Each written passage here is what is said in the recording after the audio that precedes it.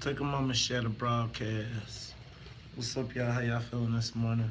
I am exhausted. I'm emotionally spent after Game of Thrones and Avengers. I am zapped.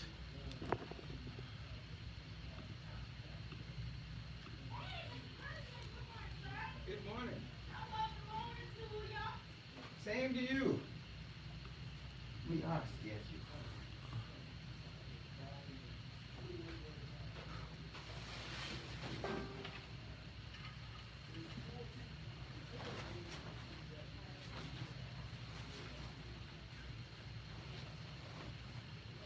Take a moment, share the broadcast.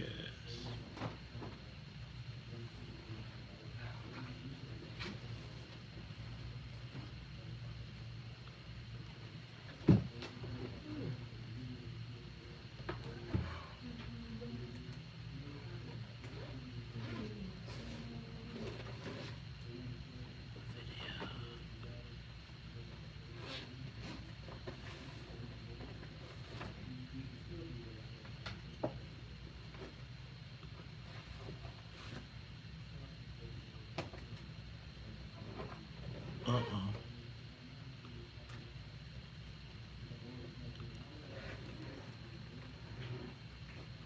I went live from the wrong place. Edit post.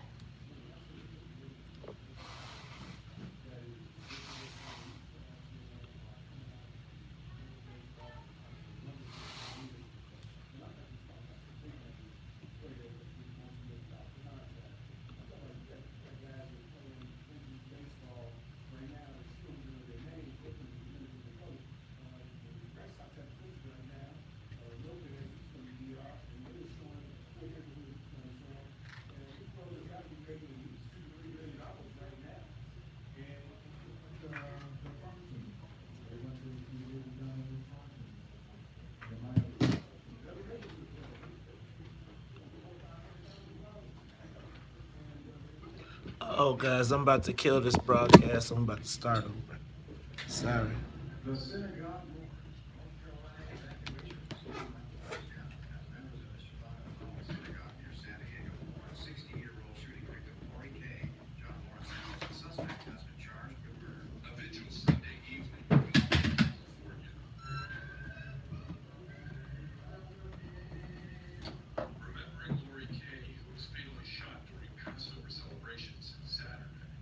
It's really hard for us that we lose this type of person in our community.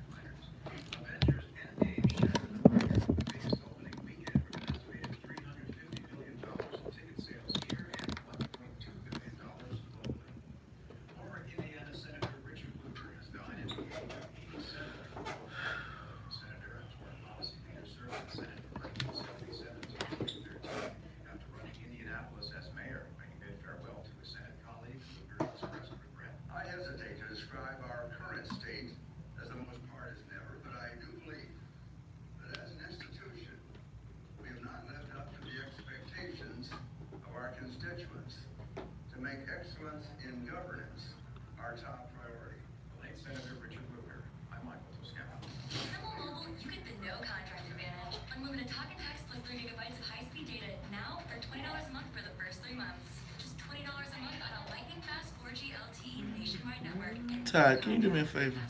Can you turn that down? Learn more at simplemobile.com. Simple Mobile. Thank you. I don't know how to add.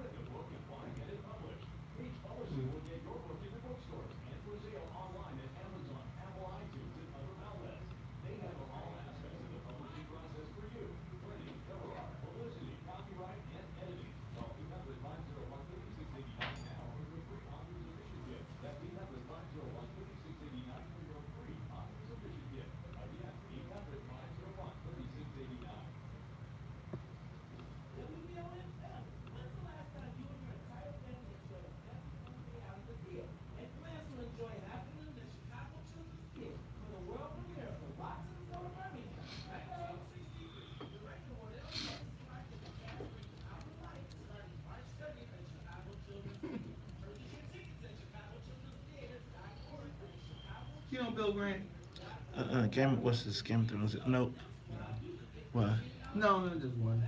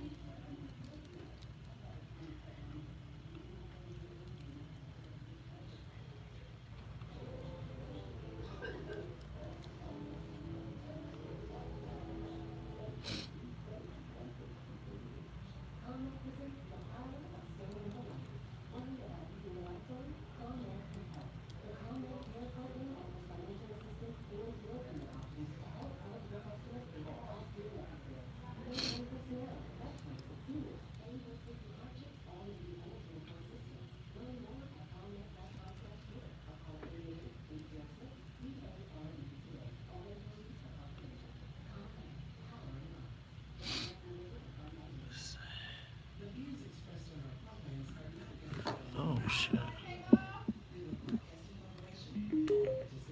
Todd, hit that door for me, would you?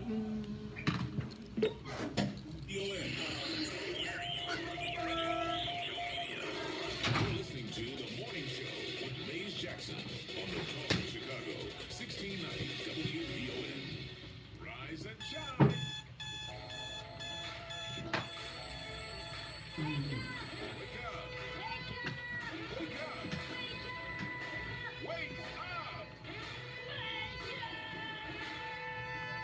Rise and shine with the WVON Morning Show. Wake up, wake up, wake up. Featuring Maze Jackson. Do you understand the words that are coming out of my mouth? The WVON Morning Show. Wake up! Wake up, everybody, no more sleeping in bed. No more back thinking, time for thinking ahead. World has changed so very much from what it used. All right, y'all. Take a moment to share the broadcast.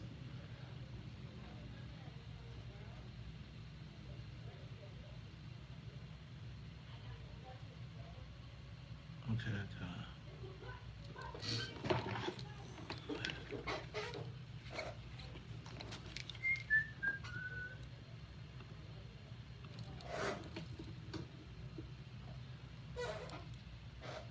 what is in their hands when you teach the children, teach them the way?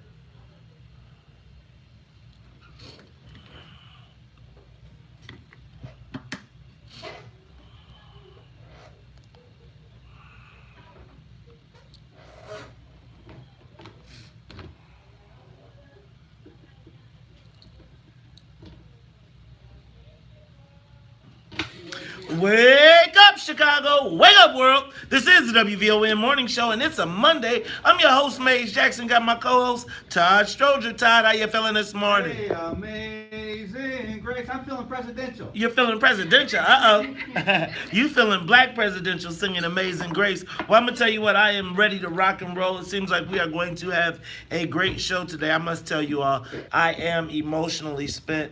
And if you are a Game of Thrones fan, or if you are an Avengers Endgame not watcher, I'm going to tell you now, you're going to be bothered today because we are going to be having some discussions. Particularly at 8:30, we are going to be talking about the Avengers Endgame. But I'm going to tell you, I'm emotionally spent after last night's Game of Thrones episode. I don't know which one had me more worn out, but we'll talk about it in a minute. Let me do this. Let me first say what's up to the WVON Morning Show team. What's up to Annette Flournoy in the newsroom. Annette, how you feeling this morning? All right, well. I feel a little bit like a duck. I'm soaking wet. Mm-hmm. Okay. But yeah, I still have, 3 hours of my life because I did not watch the Avengers, and I'm not into Game of Thrones. So, Okay, so I'm going to tell you at 8:30 you might want to dip out, put some earplugs on because we're going to talk about it because, I mean, it was superhero weekend for sure. $1.2 billion in one weekend for the Avengers. That's pretty amazing. Yes, amazing. I'm going to tell you what, we're going to talk about all that money, where did it go, who gets it, who gets a cut, because I'm going to say, and you know what? You know what? Well, I'm going to figure out how I'm going to get me some time. See, that's our problem, man. We got to figure out how we do like $1.2 billion in a weekend. That's what I'm talking about. I'm trying to do those type of numbers. That's a good weekend. That's a great weekend. But look, let me say what's up to the rest of the team so we can get this thing up in the air. Let me say what's up to Miss Sonia Escobar. Sonia, how you feeling this morning? As well as, you know what? Did I do that wrong? I'm going to say what's up to the Wonder Twins this morning. But I said Sonia, so I guess it really doesn't make a difference because it's two Sonias. It's Sonia Escobar and Sonia Tompkins. Sonia Escobar, how you feeling this weekend? Feeling today after this weekend? But you know what? I'm feeling great, but the Avengers was sold out. There wasn't even a 4 a.m. show. Oh, you know what? See, My seats that I like, were sold oh, you know, do you use Fandango? I have the AMC A-list. I'm gonna tell you know what, I got all of them. I'm telling you, Fandango, in my estimation, is the one. We'll talk about that too. But let me say, what's up to as well as the musical conductor, the super producer, Sonia Tompkins. Sonia, how you feeling this morning? I see you still got the same hair color. So I'm sure you're. I'm sure. Today, my hair color is cute. My hair is cool. I went to a cigar bar yesterday, Windy City Cigar. Okay. Lounge. Okay. You know about that one? Where's it at? That is on 43rd in Prairie. 43rd and Prairie. You know what? How did they get something like that? It's hard for a brother to get something done around them parts. What? I'm smoke filled. My hair has so much smoke in it. I'm about to cry. What kind of smoke? Good smoke? Smoke. Cigar smoke. smoke. You know what? Well, these days it can be cigar smoke too. I had some good cigars this weekend. I actually smoked a Cuban cigar on Friday evening. I was over at Clayton's. Have you been there? That place is kind of slick, man. They be having some, you know what, man, I'm going to tell you what, Chicago's got some hidden nooks and crannies, some people, places, and things that we just don't know about. But I'm going to tell you, I'll probably put the place on blast, so I'm going to stop. Hey, let's do this. Let's get the soul plane up to 50,000 feet. Let's go, Sonia. Take it all the way up. And then let's get into some news and some headlines. First of all, how about this? I was telling y'all how I was feeling global warming when it was 70 degrees in December. But when it was snowing, and I could even do snow in April, like in the first few weeks of April. Mm-hmm. But yeah, we was on like the 24th, 5th, 6th, 27th of April, 27th. and I looked out the window and it was like snowing, like blizzard snowing. It was like big old hunks of chunks. Them big old snowflakes, they be like, when they hit the windshield, they leave like a big old imprint. There was snowflakes like that. What the heck is going on, man? I went to Indiana to get gas, and there were very few of us out there. Are you a tax cheat? Are you an Illinois tax cheat? You know, this is United States of America. I can cross the border every time I want. Clearly, it doesn't have to be the United States of America to cross the border, just for the record. Not right now, Okay, but go ahead. Trump. But, man, the wind was blowing and the snow was smacking me in the face. If there wasn't such a big difference in gas, I wouldn't have gone. Oh, how big of a difference? And just think Oh, that it is a big difference. you know what? Just think, and right It's now, like 50 cents or something. check this out, and they're trying to add a 13 cents per gallon tax Yeah, to the that. Sam's are good or something. Good for who? See, you know what? That's that billionaire stuff. Cause the billionaire ain't never got out and pumped the gas and been like, hold on, it costs me how much to fill up? You know what? It takes me $92 to fill up. $92. That's outrageous. And they want to put 13 It is cents. outrageous. And they want to put 13 cents more per gallon. You want to talk about going to shoot, driving to Indiana? I might fly to Indiana. Shoot, Illinois gas is gonna cost as much as jet fuel Yeah, man. in a minute. All right, so this weekend was kind of crazy. Todd, did you go see Avengers Endgame? No, but I did have to pick up my son at 2:30 a.m. on Saturday night, well, Sunday morning. He don't drive, man. Todd, No. get that man the keys to the car, man. I gotta give him a license first. I think he's been avoiding that license. This week I am taking him to take the written test. I don't care what happens. You're taking that test. Wait a minute. So wait a minute. How old okay. This whole millennial world is so crazy to me. Like, it seemed to me like And he's part of that thing. I couldn't wait till I turned. Yeah, okay. You Yeah, got yeah. you got That Uber. cost me a lot of money. You got It's Uber. $50 for an hour to park downtown.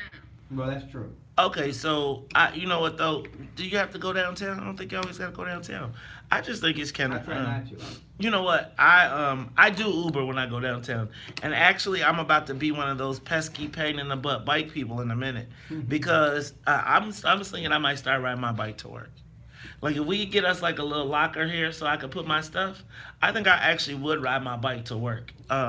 Maybe not in the wintertime, but definitely in the summertime, because I still think I could be down here in like 7-8 minutes. 10 Yeah, I minutes. rode my bike on to 87. You rode your bike to 87? Mm-hmm. Hey, you know what? See, but you gotta be careful, because even in Chicago, even though there's so few black bike riders, we still get the most bicycle tickets. Ain't that crazy? That's amazingly crazy, and it shows you exactly why black people are always mad. That's what Joe Ferguson, it's like Joe Ferguson when he came in here, he said, it's the map. Same map.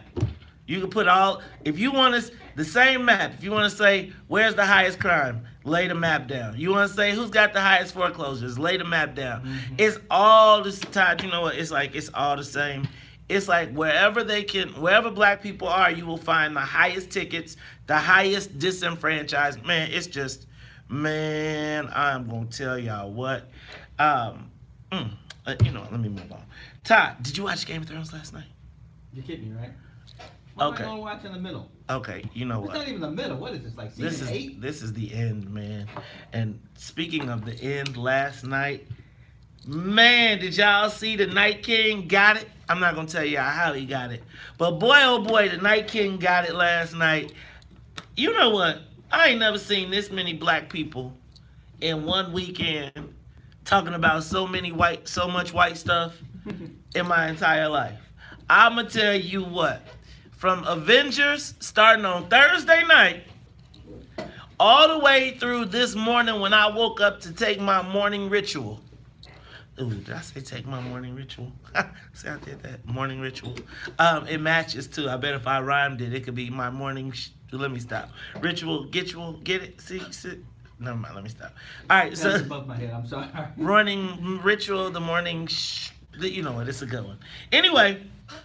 I woke up and my timeline was still loaded. People were talking about Game of Thrones.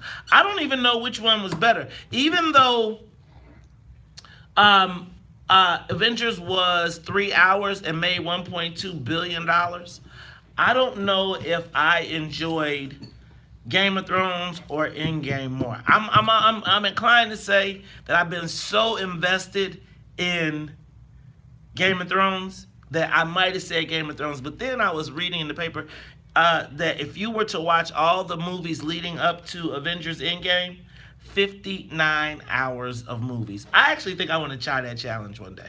like all of the Marvel movies and then end with Endgame. That'd be cool. Look, we got so much more to talk about. Let's do this. Let's get this thing to 50,000 feet. Let's take some We'll go to traffic and weather. When we come back, we'll finish with our headlines plus social media question of the day. It's the Talk Chicago 1690. We'll be back. More of the morning show with Maze Jackson. Okay, we clearly started way earlier today because that was a lot longer time to go.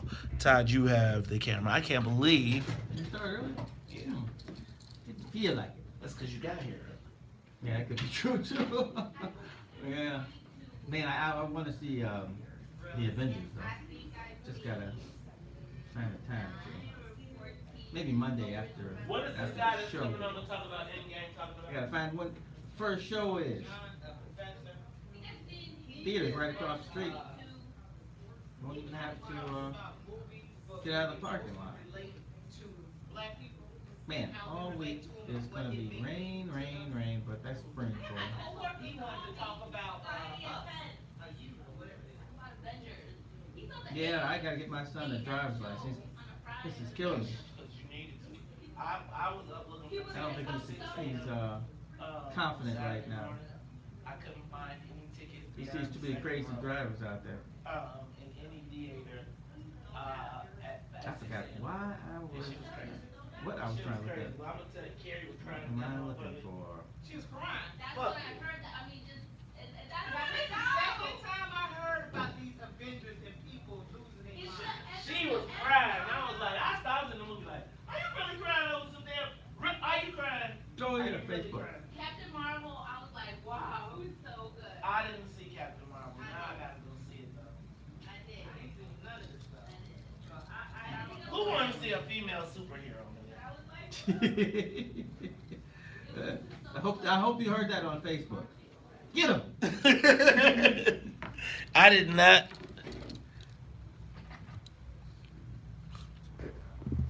I did not go see Captain Marvel, so now I have to go see I did Captain see Captain Marvel. Marvel. Was it good? Yeah, it was good. It wasn't great. But I it mean, good. I was like, who wants to see a female superhero? It's like watching women's basketball, right? Wow. It's like, You're just like, let me get them all. Body shot. Todd, brothers can't win these days, so you just gotta say No, it. we're not really. We're not in right now.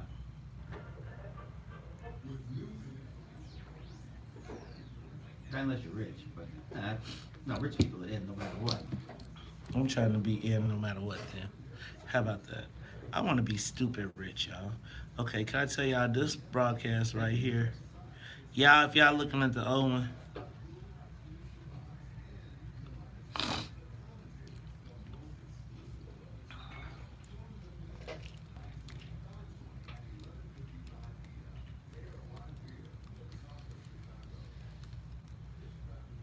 Hey, y'all, take a moment to share the broadcast. Let me say what's up to who's rocking with me today.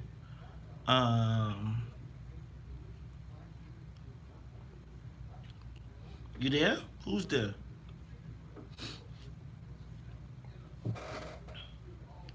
All right, I'm gonna put this poll up here.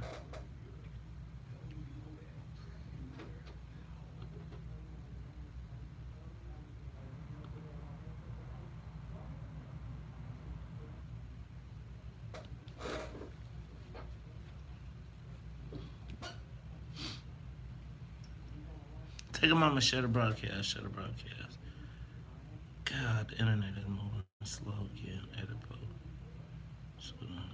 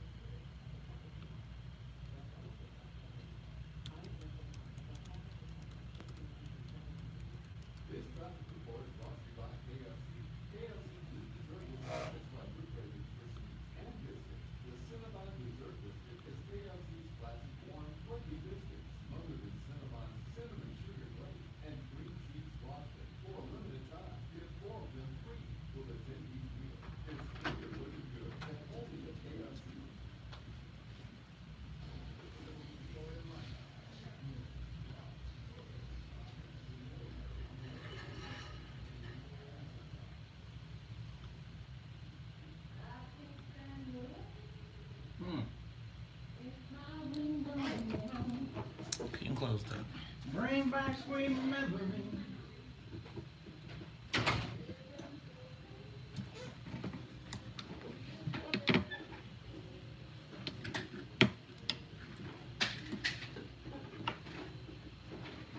Hey.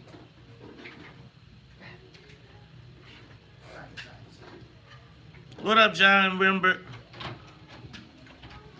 What up, Blake? What up, Laverne?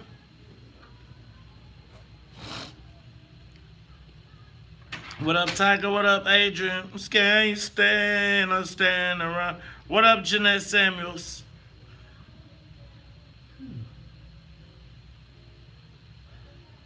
Lamomi? Did I say it right? Leah Mommy. Hassan.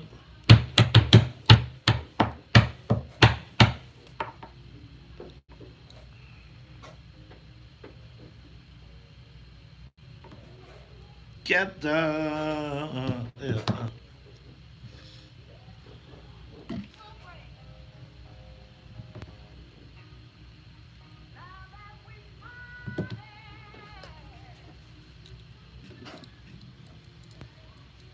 can't stand the rain. You are tuned in to the Talk Chicago 1690 AM. I'm your host, Maze Jackson. Got my man Todd Stroger in the building. Todd, we are running through some of the headlines. I'm going to tell y'all what, I got a Negrotific poll going on right now. The Negrotific poll asks, who did it better? Which did you enjoy more this weekend? Avengers Endgame or Game of Thrones? Now, Todd, you probably can't vote because you didn't see either one. No, I'm out of the loop. Man, well, you better get back in the loop, Todd. I just knew you was in the front row, eating popcorn, watching the whole thing. Are you like a Marvel person at all? Oh, I'm all in the Marvel DC. It doesn't matter. So you're a Marvel DC guy? Yeah, but I thought my son was gonna say, "Yeah, Dad, we're going to," and he was like, "Yeah, I'm going to," and I was like, "You're not taking me?" He had a hot date. Did he take his hot date, right? No, he just went with a buddy, but. Okay, well, I'll tell y'all what. I'm going to tell y'all. It's going to be, you will not be disappointed. If you missed out this weekend, you really missed out because it was a lot going on. Let me run through some of the other headlines, though. How about this one? Sun Times reveals third alderman under investigation.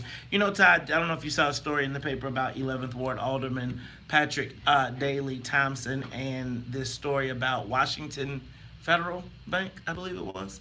And apparently it was a neighborhood bank. Now, this is a neighborhood bank that they were doing community loans and somebody... This is not...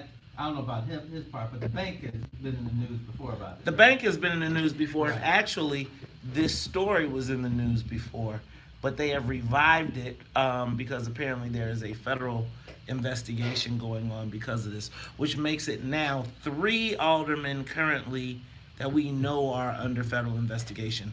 Ed Burke, Danny Solis, as well as now Patrick Daley Thompson. Now the challenge here is, or not the challenge, but when you think about this, man, there's a crazy little web going on here. And then did you see the story they did about Ed Burke? All of the stuff that he claimed in the campaign, during his campaign, he was getting paid for? No, I saw that story and I was like, I've read enough about Ed Burke at this point in my life. You know what? When you say you read enough about Ed Burke, I'd be like, you just tired of hearing about how much money he was getting. Because that dude was getting money coming and going. He figured out the system, I'd say. He figured it out. Well, it seems like the system may have figured him out right now. We'll see how that works out. Let's see what else. Rahm Emanuel, in some of his final acts, flexes his political muscle, and he still has a lot of it. And gets the Chicago Symphony Orchestra strike to end. Did you know that they were striking, Todd? Yeah, my daughter's in the children's, so I kind of pay attention. See, you pay attention. See, like Chicago Symphony Orchestra, most black folks was like, wait, hold on, what? They were on strike. What they mad about? They gotta play them horns every day. Could you imagine James Brown's band talking about they was on strike? He just fired all of them. Right. Yeah, man, get your all right, let's see. How about this one? Officer Brett Kahn fired over beating. I don't know if you remember seeing the beating incidents of the cop that pulled up and he jumped on the woman first on the west side and then started swinging a billy club and beating up. Well, apparently he said that he didn't, and they actually ran into him, and the Chicago Police Board voted 9-0 to fire him. And he also has another case. Yeah, he said, no, I didn't. And the film said, "Oh, yes, you did, right?" And then, and then on top of to add compound that 2 other police officers said, "Oh, yes, you did." But what? we can't even lie about this, dog. We ain't gonna see it on the tape. They saw that situation. Rahm Emanuel trying to tell Lori Lightfoot how to throttle the aldermen, giving them advice on how to get the aldermen in line. How you whip them in the line. This is how you whoop the Negroes. I think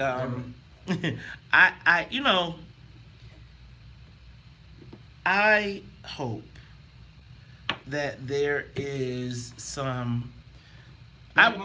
Yes, I wish Lori Lightfoot no ill will, and I hope that she accomplishes her agenda. But I really do hope that this city council establishes its own independence. Me too. And it's like I didn't. So I think sometimes I have a different perspective because I get to hear kind of both sides. And I do tell you that I think that while we think of Rahm as just dictating to the alderman, I do think that for the alderman that he worked with, he did a lot of negotiation, and you can see it. But I think that the perception that the aldermen just go along with the mayor needs to end. I think if they want to build their own brands and not be looked at as negative, or they want to start rebranding themselves as not a rubber stamp, I think that they need to, there needs to be some give and take, some public give and take. So, you just said the word public, because even when Mayor Daley, when I was alderman and Mayor Daley was the mayor, we meet in small numbers, so the press couldn't come, and people would say their concerns, and they would address them and maybe change what they were doing, but it all happened outside of the public purview, so no one could tell that the aldermen were giving input. And it's funny because that's why when you hear these 100-0 votes and all of that stuff, a lot of times what they do is they take everything, all the opposition out of the way, or they've made sure that you got something that you care about in that ordinance or that bill, and then you can't really vote against it because you can tangibly come point to something you got, if you're a good negotiator. And the leader never wants to lose a battle. Exactly. It makes them appear weak. Right. So look, I'm gonna talk about that some more because we'll talk about that a little bit later. But look, we gotta go to traffic and weather plus the social media question of the day. I've been telling y'all about this white supremacy that is taking root in Chicago. Well, I want to talk about it when we come back and how do we plan to deal with it. It's Talk Chicago 1690. We'll be back. Live from the WVON. So, if you looked at the Sun-Times this weekend, they identified members of white supremacist and white nationalist groups that were participating in the rallies against Kim Foxx. Combine that with the white supremacists that had left all of the stickers and the signage along the Southside Irish Parade in Beverly. Then combine that with the fact that I told y'all when Father Flager and those guys were marching on the Dan Ryan, I told you about all these white dudes that had this semi-military gear on with earpieces and plugs, and I'm gonna go back and look. And there's 2 things that made me know they weren't police. I looked at their shoes, and some of them had on tennis shoes and stuff like that, which was not standard police issue. But then when they were standing there walkie-talking and the police were like, yo, you gotta move. And I was thinking like, dang, why you gonna tell your own guy you gotta move? And then I realized that it wasn't there. Y'all is here. And I think then when you combine that with the fact that Trump, this Jussie Smollett thing, and Trump just fired everybody up about it this weekend, I think we got some real things that we need to be thinking about. And it's like when you see that those cops and those white supremacists were all mixed in together, how many of them people you think go to the meetings? Right? I always think about like back in the day, I used to know guys that were police officers or whatever, but at some point they were affiliated. And so even though they became police officers, they were still affiliated. Not that they was still doing their thing, but you know, they might give you the shake still. They might, when they was on low key and it was kind of like this cool thing, you know, to be a cop, but also be like, you know, like I think I knew some real life King Kong ain't got nothing on me. But what happens when the cops and the white supremacists team up? And how about the cops just don't ask no questions about them, but they're welcome to be there? It's gonna, man, yeah, it's real shit going on right now. Todd, you got the camera. I just heard, and I probably missed it when it passed, and I think 2015, that they have to teach, I guess this would be in elementary school, about John Burge and the many people who were tortured and unjustly prosecuted and sent to jail, to prison. They didn't sent to jail, they sent to prison. So that's supposed to be taught in every classroom. We'll see if that actually happens. But I don't know. I think though that if the cops start letting the white supremacists in their spaces, there's going to be a lot of pushback from the non-white police officers and some white police officers. I just don't see that war happening. And if there is going to be one, there's going to be people on both sides, and it would be a war. I think we'll be woefully underprepared. I think black people are always prepared to go out and tear some shit up. Right, but they not prepared. I think black people are woeful. Okay, let me say this. I think black people are always prepared to go tear some shit up, but they are not always prepared to tear some shit up that's properly defended. So again, yeah, I think that we can go be wild cowboys, but if see, I feel like we can stand out in the street and we can be wild and we can act out, but I think that is strategic. And I think if I've decided that I'm about to kick this off, we're going to have tactical units. We're going to have people that are going to draw you out. They're going to do military exercises. You're talking about a coup, though. No, I'm talking about, like, say, for instance, somebody incites violence. First of all, let me back up. We've seen people walk into mosques and kill up to 200 people. Yes. Right? Now, imagine if somebody decided they wanted to walk into a black church, kick it off, start it, and everybody runs outside, and instead of it being one person, it's two people.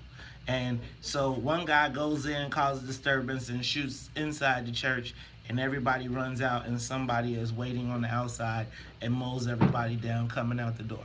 How do you defend an action that is in essence undefendable, because you would never? It's not undefendable. It's like you have to think preparedness. Or you're so gonna, I'm saying have a like sniper in the bell tower looking out. Or you're gonna have armed security at your church.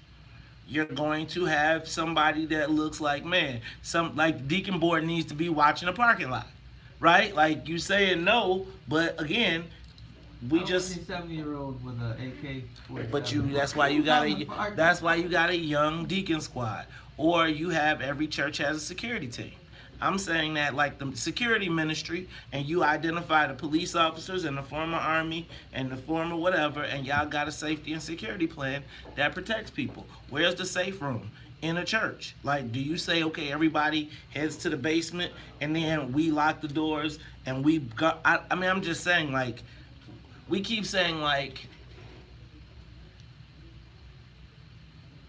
like we have to be sitting ducks. And I'm saying, like, if people are putting stickers up in your neighborhood, somewhere in your mind you gotta say, man. So when I read a name like Proud Boys, right, that don't seem like some long-term white supremacist gang. That seems like some kids in a neighborhood that's decided that they gonna be, instead of folks of vice lords, they gonna be the white gang. And they gonna be patrolling around places. You're gonna see them grow at places like the Catholic high schools, etc., because the white boys want to be tough too. Yeah, they do. It's like the Rude Boys, right? I was telling y'all about, and it's like you could. I'm not saying they was like fear and intimidate them, but they was like, man, we scrapping, we getting in. It ain't every white. We're used to white people being scared of us, but if they ain't scared of us, right? If they like, man, I'm about to hit this Negro with this baseball bat, because while we out here having a peace march with Father Flager, and they standing outside with billy clubs and stun guns, we lose.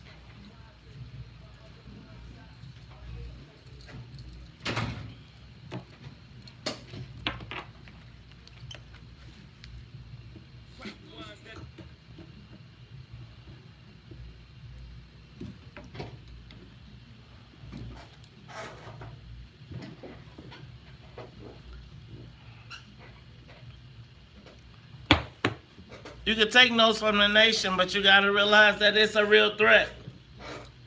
Politics as usual.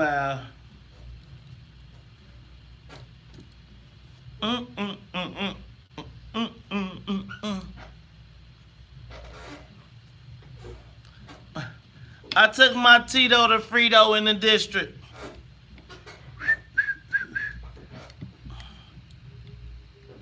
You are tuned in to the Talk Chicago 1690 AM. I'm your host, Mace Jackson. Got my man, Todd Stroger. And Todd, that is politics as usual. Jigga man, Jay-Z Hova. Did y'all see Hova was out this weekend? He had a little concert. Didn't nobody call your boy, man. I'm feeling some kind of way. I didn't fly out to New York to see Jay-Z's concert, although... You fly? No, I'm just kidding. One day I hope to fly private regularly. I haven't I flown hope... in 8 years. You haven't flown? What? How do you get to Arizona to golf? You drive? Oh. I guess See- I've been to Arizona in 8 years. I just said- What? Oh my God. You know what, Ty? We got to get you back on the circuit, man. We got to get you back on the circuit. Okay, look, y'all. I'm going to bring this up again because I really feel like I really need black police. I need black veterans. I need black people that are not... I really feel like, y'all hear me often referred to The Handmaid's Tale. And I often talk about things that I feel like are happening that we are sleeping on. And I am concerned that there is something happening and we are the frogs in the boiling pot of water. Proud Boys. Have you ever heard that name, Proud Boys? The American Guard. How about the American Identity Movement? You say something like that, and I'm thinking white people with guns. Well, Proud Boys, I was thinking gay. Right? I was thinking like, the LGBT done started a gang. But listen to this, the names. Proud Boys, the American Guard, and the American Identity Movement. Todd, you're right. Who are they and what do they mean to Black Chicago? Well, let me tell you what. These are white supremacist groups that were visibly present at the anti-Kim Foxx police rally just 2 weeks ago at 69 West Washington. Now, there were photographs of active white supremacist members and organizations mixed in and intermingled with the Fraternal Order of Police. So when I want police officers to understand when we talk about this white supremacist and people being recruited in the police station that are actual white supremacists, and then you see a rally like this, and the Sun-Times took pictures and identified and said, this guy is the head of this. This guy is the head of this. And when you see all of the inflammation of the racial tensions, this is becoming a national thing, locally. And so I want to also remind you, They used to do movies like this, about stuff like this. right, they did. Yeah. Then I want you to think about a few weeks ago during the Southside Irish Parade, along the parade route in the most coveted of, like when you have arrived when you are black and you make it to Beverly. That is the arrival. You are, like I'm telling you, black and in Beverly, a lot of people black in Beverly feel like they have arrived. Well, what people like about Beverly is it's a true community. The neighbors pay attention. Your family feels safe. Like Yeah. what most people want in the world. And even though black kids are less safe, because, they got the double threat, right? Right. You walking around Beverly, you all good for a certain amount of time, certain age group. Teenagers ain't really that safe. But I'm going to let that be. But when you're there, They know you. They like, all right, he's block 3. Right. He's good. Give him a pass. Hey, you. One way in, one way out. Beverly's so deep, they done locked off the entrances. You get in Beverly, you turn in, you can't get out till you get out. I know I've been in Beverly for I go to Christ the King sometimes for beat meetings.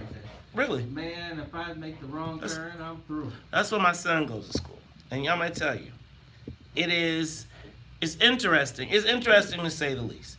So now you're in Beverly, and along the Southside Irish Parade, they find these stickers for these same white supremacist groups. And then I just want to remind you all distinctly, the WVON family, if you all remember, I went out to the when we won. Remember when we won, when we shut down the damn Ryan? When the King told y'all man, now y'all remember when the King said we going to shut down the damn Ryan. We shut down the damn Ryan, and everybody was hollering about we won. But remember when I was out there, I told y'all, I saw these white guys out there, and I promise you, I need to pull the tape, because I said, y'all, there was these white guys. They had these earpieces in their ears. They had uniforms and sunglasses, but they weren't police officers, because I saw the police tell them, move along. And then you take this Jussie Smollett situation that Trump has just inflamed even more nationally. And I am telling you all that I believe that there is something truly, truly happening. And I think that we always think like, man, I kick that white guy's butt. That white boy, I kick his butt. But what happens when they're planning and plotting, and they're planning and plotting for our black response, which is, man, I'm gonna tear some stuff up. And 9 times out of 10, we're gonna tear our own stuff up, Well, and then right and we're gonna tear our own stuff up, and then not have nothing to eat, Mm-hmm. right? Because they already. Then you think about what's going on downtown with the roving mobs, right? So now imagine But you do know that when we tear stuff up, there are people who are just waiting to go in stores and grab things. They're not really part of the tear up, they're just part of the cleanup. So you're talking about the looters, but here's what I'm gonna say. I'm going to say that, y'all, what's the think about what I told y'all when I was reading Breitbart, and it was national bands of black gangs taking over downtown. But see, and it's like, y'all, we news. call it fake, but these people believe it. Right. And remember what happened in Charlottesville? Remember Charlottesville was supposed to be kind of like a modern, sleepy college town? Yeah. And then the white people decided they was going to descend on it. And while we say y'all ain't going to march, they might not march down 79th Street. But if they decided, what will we do? Throw some rocks and throw some bricks? What's the plan? Black folks, social media question of the day. How will Black Chicago deal with white supremacy? Because it's here.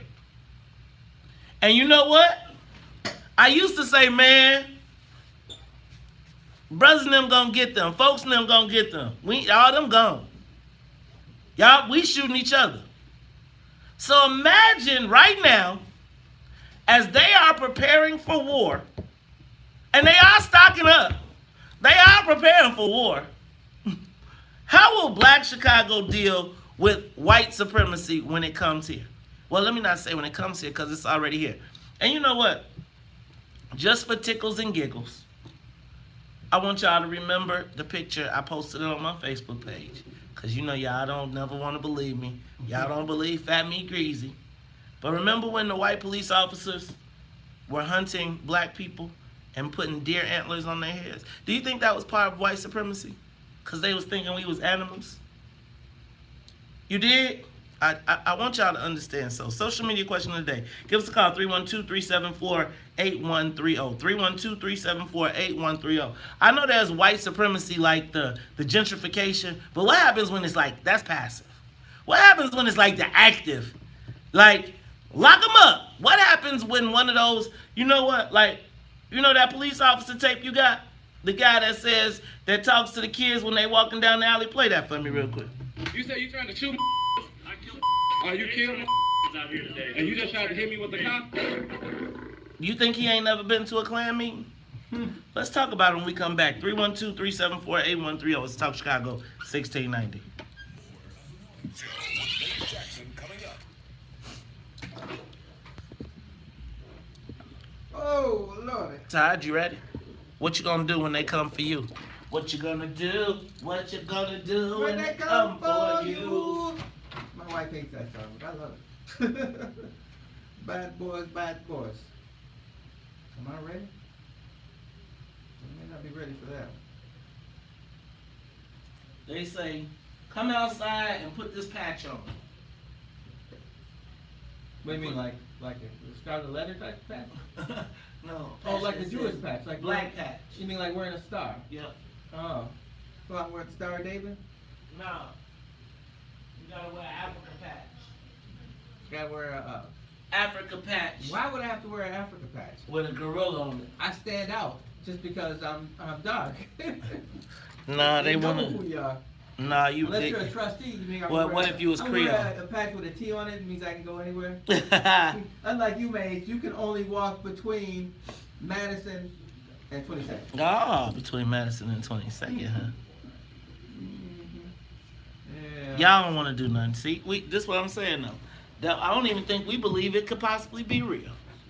So y'all see. Oh, I believe that white people would. If they said take because, up like, arms. there are crazy white people out there. I mean, I know that for sure. And there's a whole thing going on the web. I think I mentioned it before. This lady who studies this kind of stuff was saying there's chatter among white hate groups all the time, and they're egging on people to do acts, but nothing has ever been well planned. It's more of, yeah, you can use this, you can do that, and then somebody goes out and actually does it somewhere. But it's not where they talk about the action on the web, where, because you know, it's people monitoring this stuff all the time, where we could say, okay, we know they're gonna go over to this neighborhood and they're looking for a church over there, so we'll be there to meet them. If that happens, I think there's going to be a whole bunch of people who mobilize. Black people. Yeah, I think all kind of people. Black, white, red, well not red because they ain't too many of them around. Brown, they're all going to mobilize. Yeah, no one's giving anything away. What little we got, actually, we got a good life in America. We just don't use our resources well. Of course, we're on the bottom, but that doesn't mean we don't have things to use to our advantage. We're just not using them right. But yeah, we know there's crazy people out there. We always got to keep an eye on them. Do we have any non-crazy people that are keeping an eye on people? Like, here's my thing. Like, when y'all had a church picnic in the Dan Ryan Woods, who's watching for the crazy white person that's gonna act up? When y'all take the church bus out to Barrington Hills, and they was like, we got a church bus, who makes sure that the kids don't get, like, who says, okay, I don't get on the bus until the last kid gets on? Gotta be someone. Who is the shepherd? Who is appointed and deemed the point person? Who is the eyes and ears of the event while the kids are playing?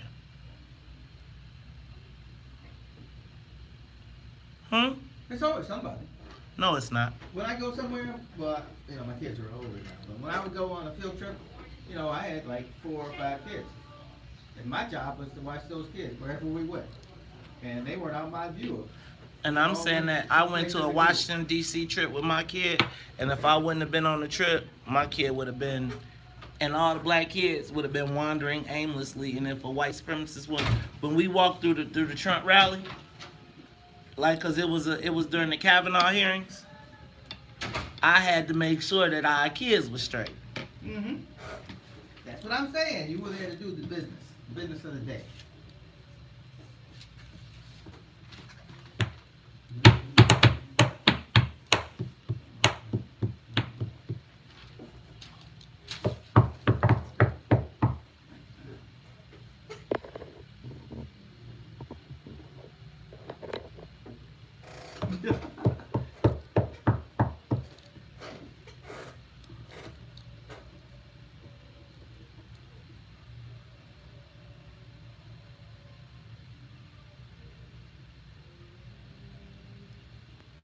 You are tuned into the Talk of Chicago, 1690 AM. Who is the Black Django?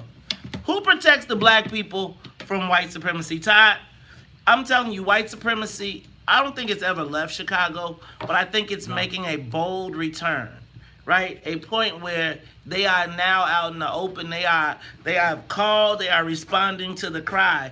You know, like, I feel like the FOP rally down in on 69 West Washington, after rereading the story, was like a mini version of Charlottesville.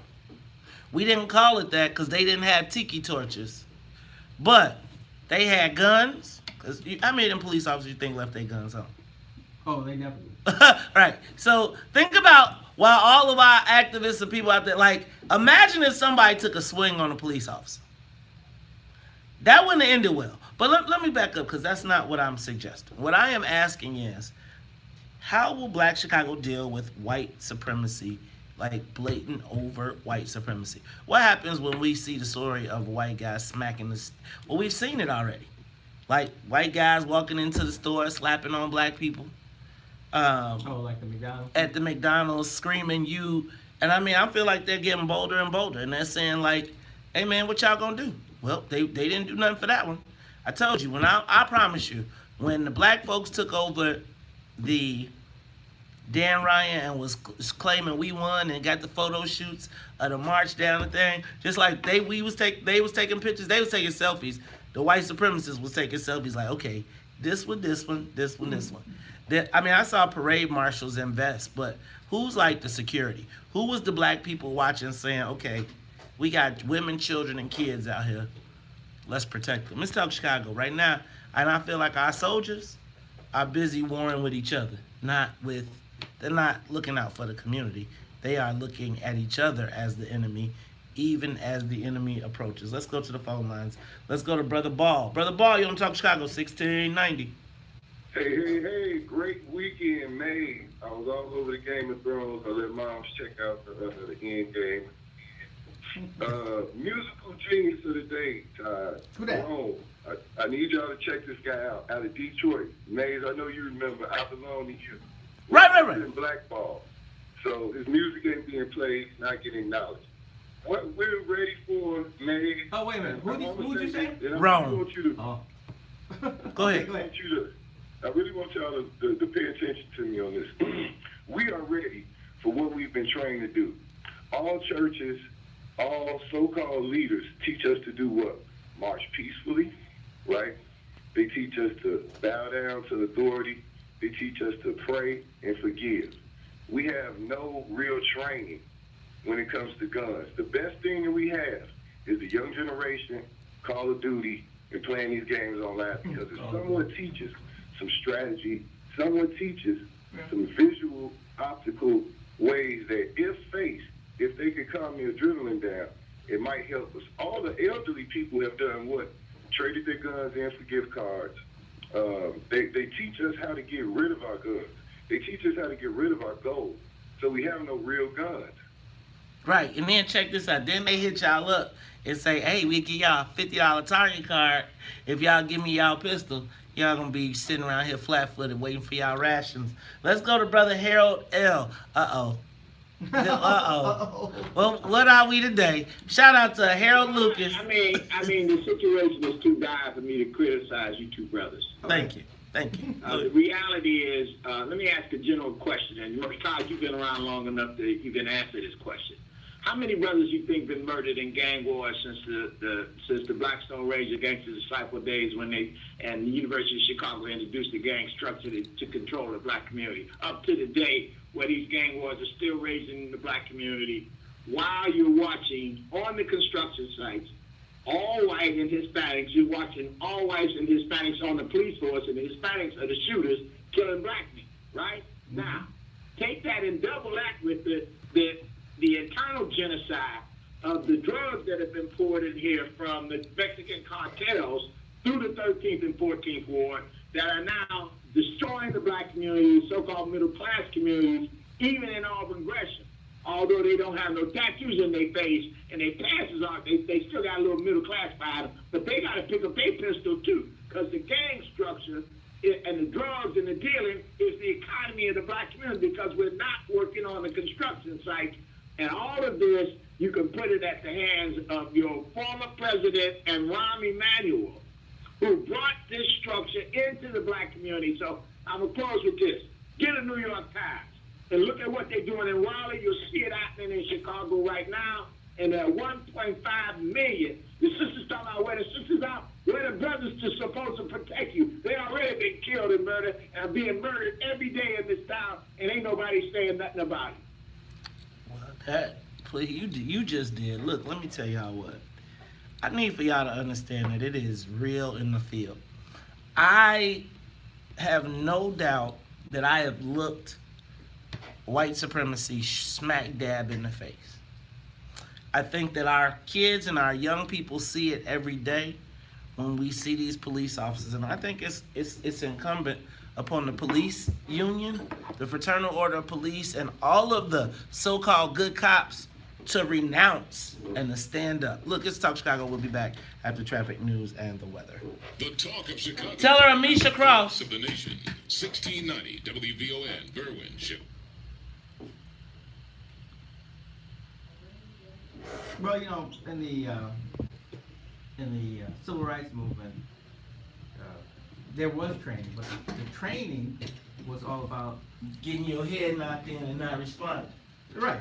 The training was to not fight, not to be aggressive, but show that you were a citizen and that you were being unfairly treated in a brutal manner. As a matter of fact, at St. Felicitas, we had something after church, and I was talking to one of the parishioners who was, probably, I'm 56, he probably was about somewhere 75 or so, and he said that during the 60s, he was in college somewhere in the South. He was from South Carolina, and there was a march going on somewhere, and someone came from one of the organizations, one of the letter organizations, SNCC, somebody, and they said to the college students there, "We don't want you to come to this march. The people who will be in this march have been trained, they understand how to respond, what to do, and we want to make sure that this is as organized as possible." And they didn't go. And it just goes to show you just how well organized they were. Where not only were they looking for people, but they were looking for people and they trained them. But not just trained them, but they also went out and made sure that people who weren't trained weren't going to become involved. There was something, they knew it was something important that was going to happen during those marches. And they also knew that the world was going to see this now. or at least the nation. I guess at that time it would probably just be the nation. And their strategy actually worked. When the nation saw it, they were outraged and seeing people peacefully marching, jumped on and beaten, and fire hoses turned on them, and dogs let loose on them. So there's a strategy. There's a strategy to everything, but you got to go out and do it. I saw a post on Facebook, and it said, you won't be motivated every day, but you can be disciplined every day. And that's really what it's about. Every day, I mean, I don't wake up every day thinking, hooray, I'm gonna rule the world. But I do wake up every day thinking, all right, there are certain things that I have to do. And I go out and do them. And I'm trying to tell that to my son. You don't have to be excited about what you do all the time, but you have to get it done. Everything is not, I enjoy playing basketball and tennis and golf, reading, but you can't do that all the time. There's a period for that. And sometimes we forget how many hours there really are in a day that we are up and running about. And if we structure our time well, we can accomplish so much. And if we do it with other people, it's even better. Because as they say about, you can break one pencil, but if you put 10 pencils together, you're not breaking. So I'm trying to pass that on to my children, where they understand the value of that discipline. But what Mays was talking about earlier, with the white supremacists, they are organized too, but in a different fashion. A lot of them don't join the big groups, but they are in contact with groups and people who are like-minded. The web has changed the world, of course. So they can talk about strategy and things to do and how to do them. And they may not talk about what they're going to do, but we look up one day and we find that one of them, and these people are probably on somebody's watch list, but just because you're on a watch list doesn't mean that they're watching your every move. And one day they go out and You called do Amisha? something. So we don't know until it actually happens. That's the tough part, which is what Mays was talking about, where you have guards because you never know when things are going to happen. Unfortunately, I guess that's the way of the world. It's like having metal detectors in That's schools. the way. We don't actually like that idea, but we realize that there's a danger to our children. See, when I make it, when I get me a place with a panic room, I'll put a panic room in there. Man, I'm giving me a space. I'm gonna have gun turrets on the roof. I'm gonna have one of them things where I can sit on the roof, and like the Millennium Falcon, and it's gonna be 360. You see the movie Taps? Yes, I Yeah. can't remember it. At the end of the movie, Tom Cruise is basically, he has what you have. And he's shooting out the window at everybody. And that's just a military weapon, but yeah.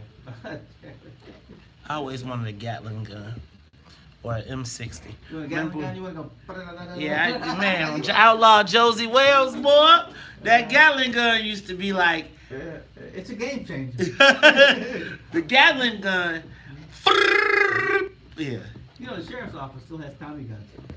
I was watching Harlem Nights. You know what? And again, That is hilarious. it's so much I caught in it. The scene where the Arsenio Hall is trying to get quick. You killed my brother. But the best part was when he was like, back. You just out there.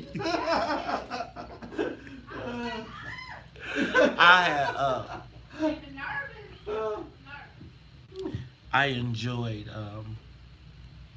So I watched Harlem Nights this weekend too. Even though I don't think it's one of his best movies. When I say I mean Eddie Murphy.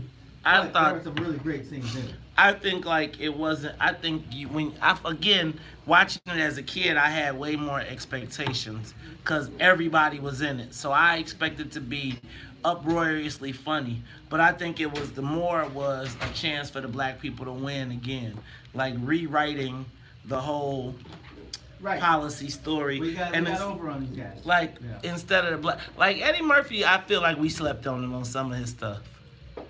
Then y'all made him go do the clumps. No. Then he wanted to do movies for his children, and that's what you get, the clumps.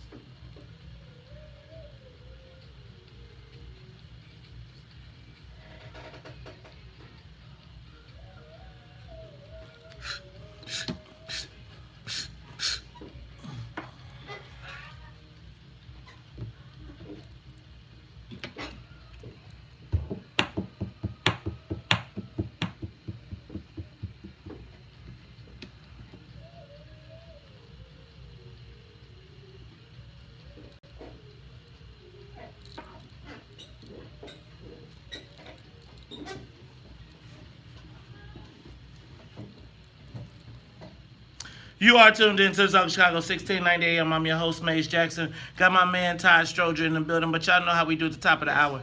Gotta say what's up to the WVON Morning Show team. What's up to Annette Flournoy in the newsroom, as well as the Wonder Twins, Sonia Tompkins and Sonia Escobar. But y'all know how we do. Wait, I gotta ask you a question. What's up, Todd? What is that? A morning children's show theme song? What? That This? song that just went off. What song is this, Sonia? Who is Bunia? Is this like Okay. Baby Shark or something? No, this is from 1979. See, Sonia's deep. I was spring cleaning for my winter weekend, and I was going through the crates. Sonia, but you know what? Sonia's crates are super deep. That's She it. goes super deep. All right, now, that is Sonia Escobar. She's the music conductor of the Soul Plane. We got Sonia Tompkins as well, y'all. But every Monday, we take the plane to D.C. for a layover where we meet up with our D.C. correspondent, Miss Amisha Cross. Amisha, how you feeling this Monday morning? Pretty good. How are things over there, mate? Hey, things are great. You know what? But we didn't... Wait, Mace, you don't remember the weather?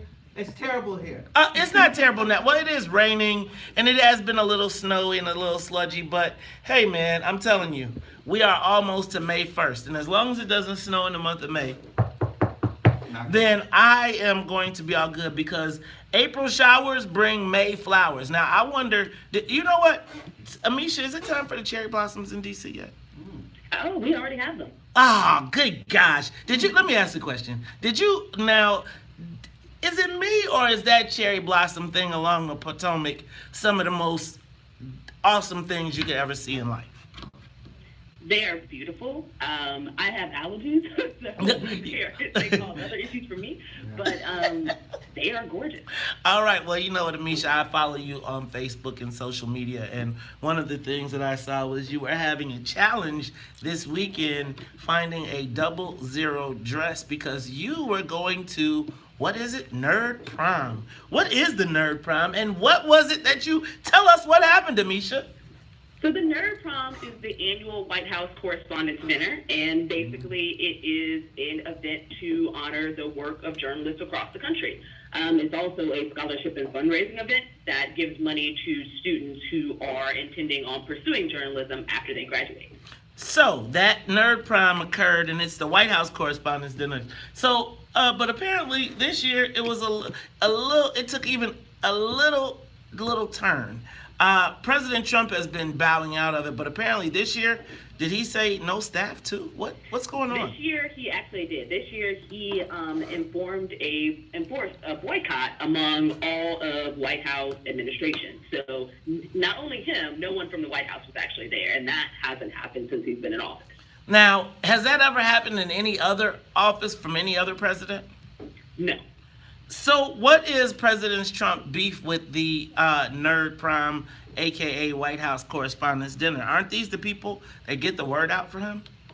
So President Trump has a problem with the press in general, and has basically staged them as an enemy of the people with one exception, and that would be Fox News.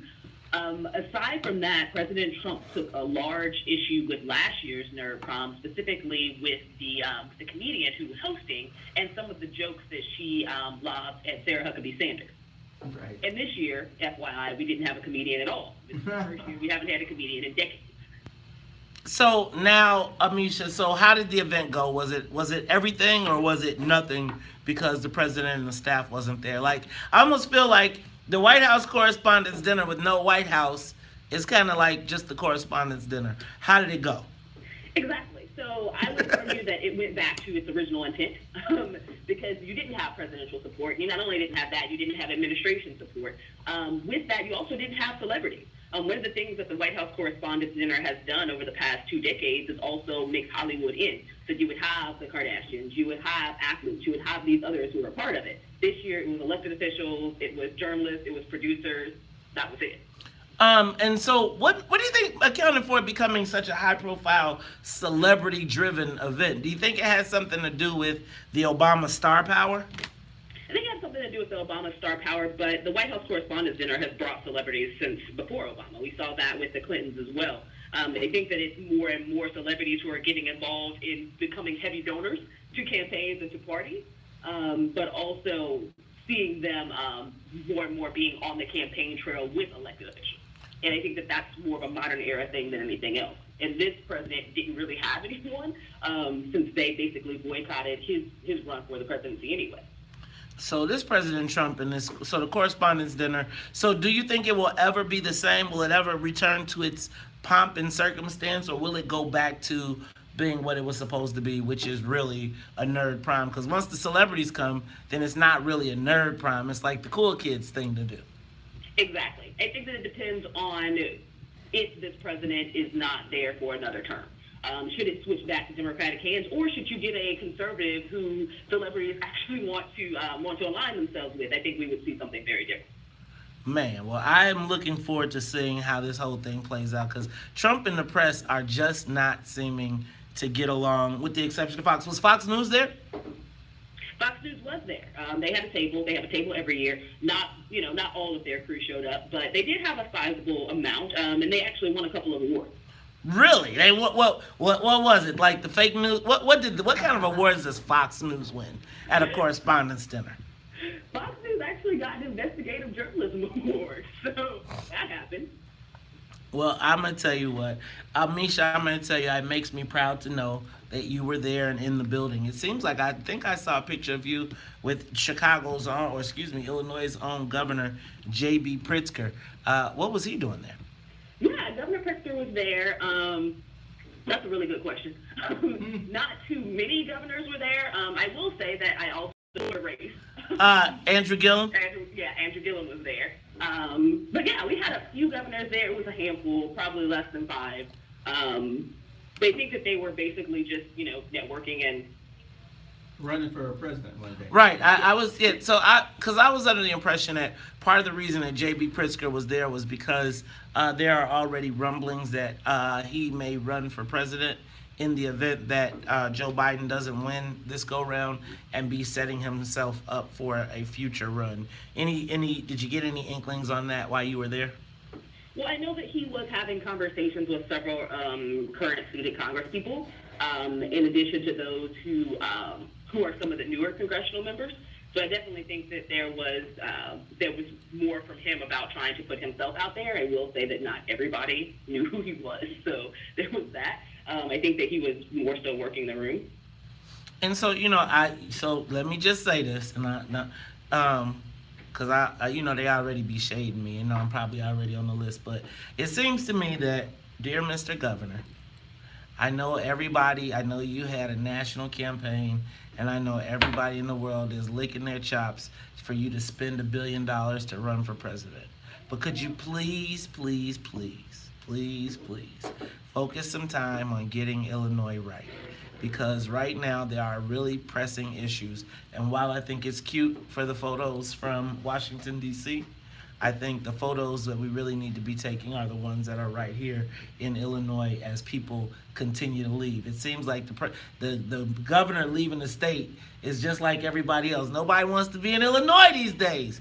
Jeez. All right, Amisha, when we come back, I got a couple things I want to talk about. So Trump invokes Jussie Smollett in his Green Bay rally. Apparently, he has also addressed this Mueller investigation as an attempted coup on his government. He's threatening to use the Supreme Court to beat Congress, and Congress is threatening to lock up any of his staff that refuses to testify.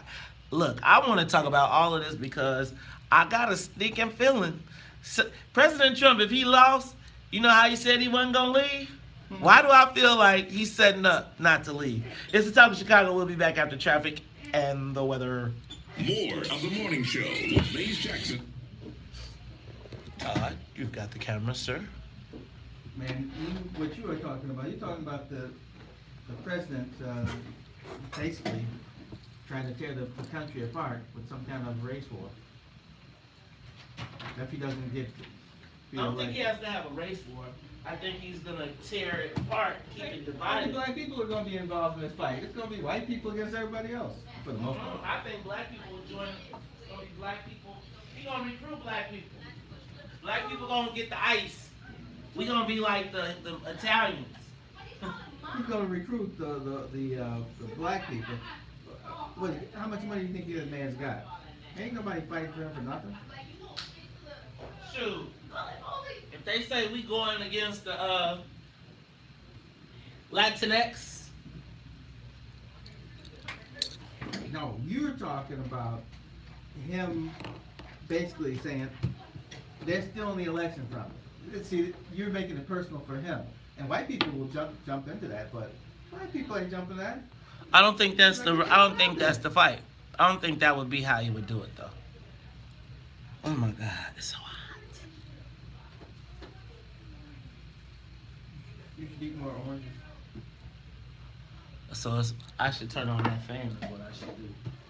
What happened to the fan? I'm about to bring me an air conditioner and I'm gonna lock it up every day. An air conditioner? Yeah. That's gonna work.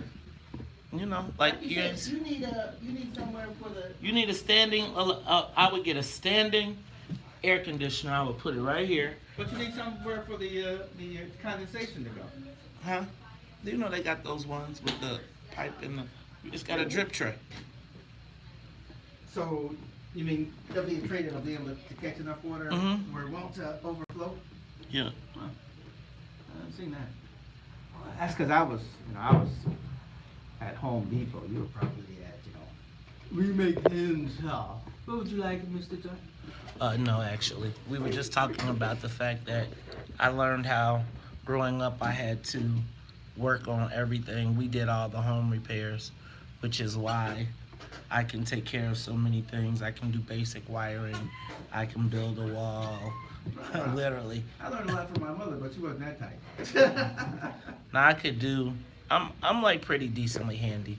If you give me a toolbox and a basic issue, I could do basic plumbing. I can put in a sink. I can put in a toilet. I learned I could do more things than I think people can do a lot more than they think. They just don't know, or they're intimidated by the process, or no one ever showed them. I mean, I was growing up in the suburbs. It was like, first of all, it was no handyman.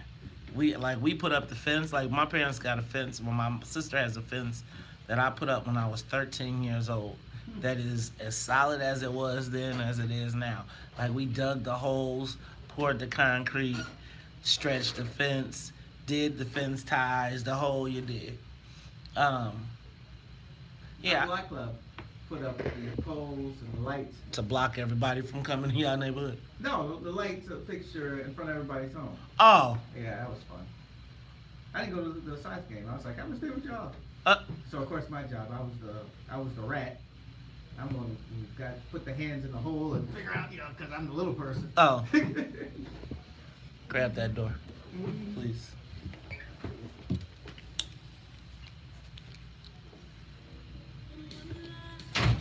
Say things aren't the way they seem, but still you can come sway with me. Can you think?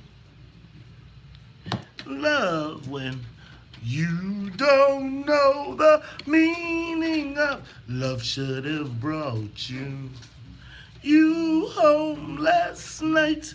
You should have been with me. Should have been right by my side, baby. If you can, and love would have brought you to me last night. Gotta hand it to you. You had me there for a while. I'm so in love with you, I couldn't see past your smile. Now I smell the coffee. I got a wake-up call. And I left a message that you just don't care at all. You send it.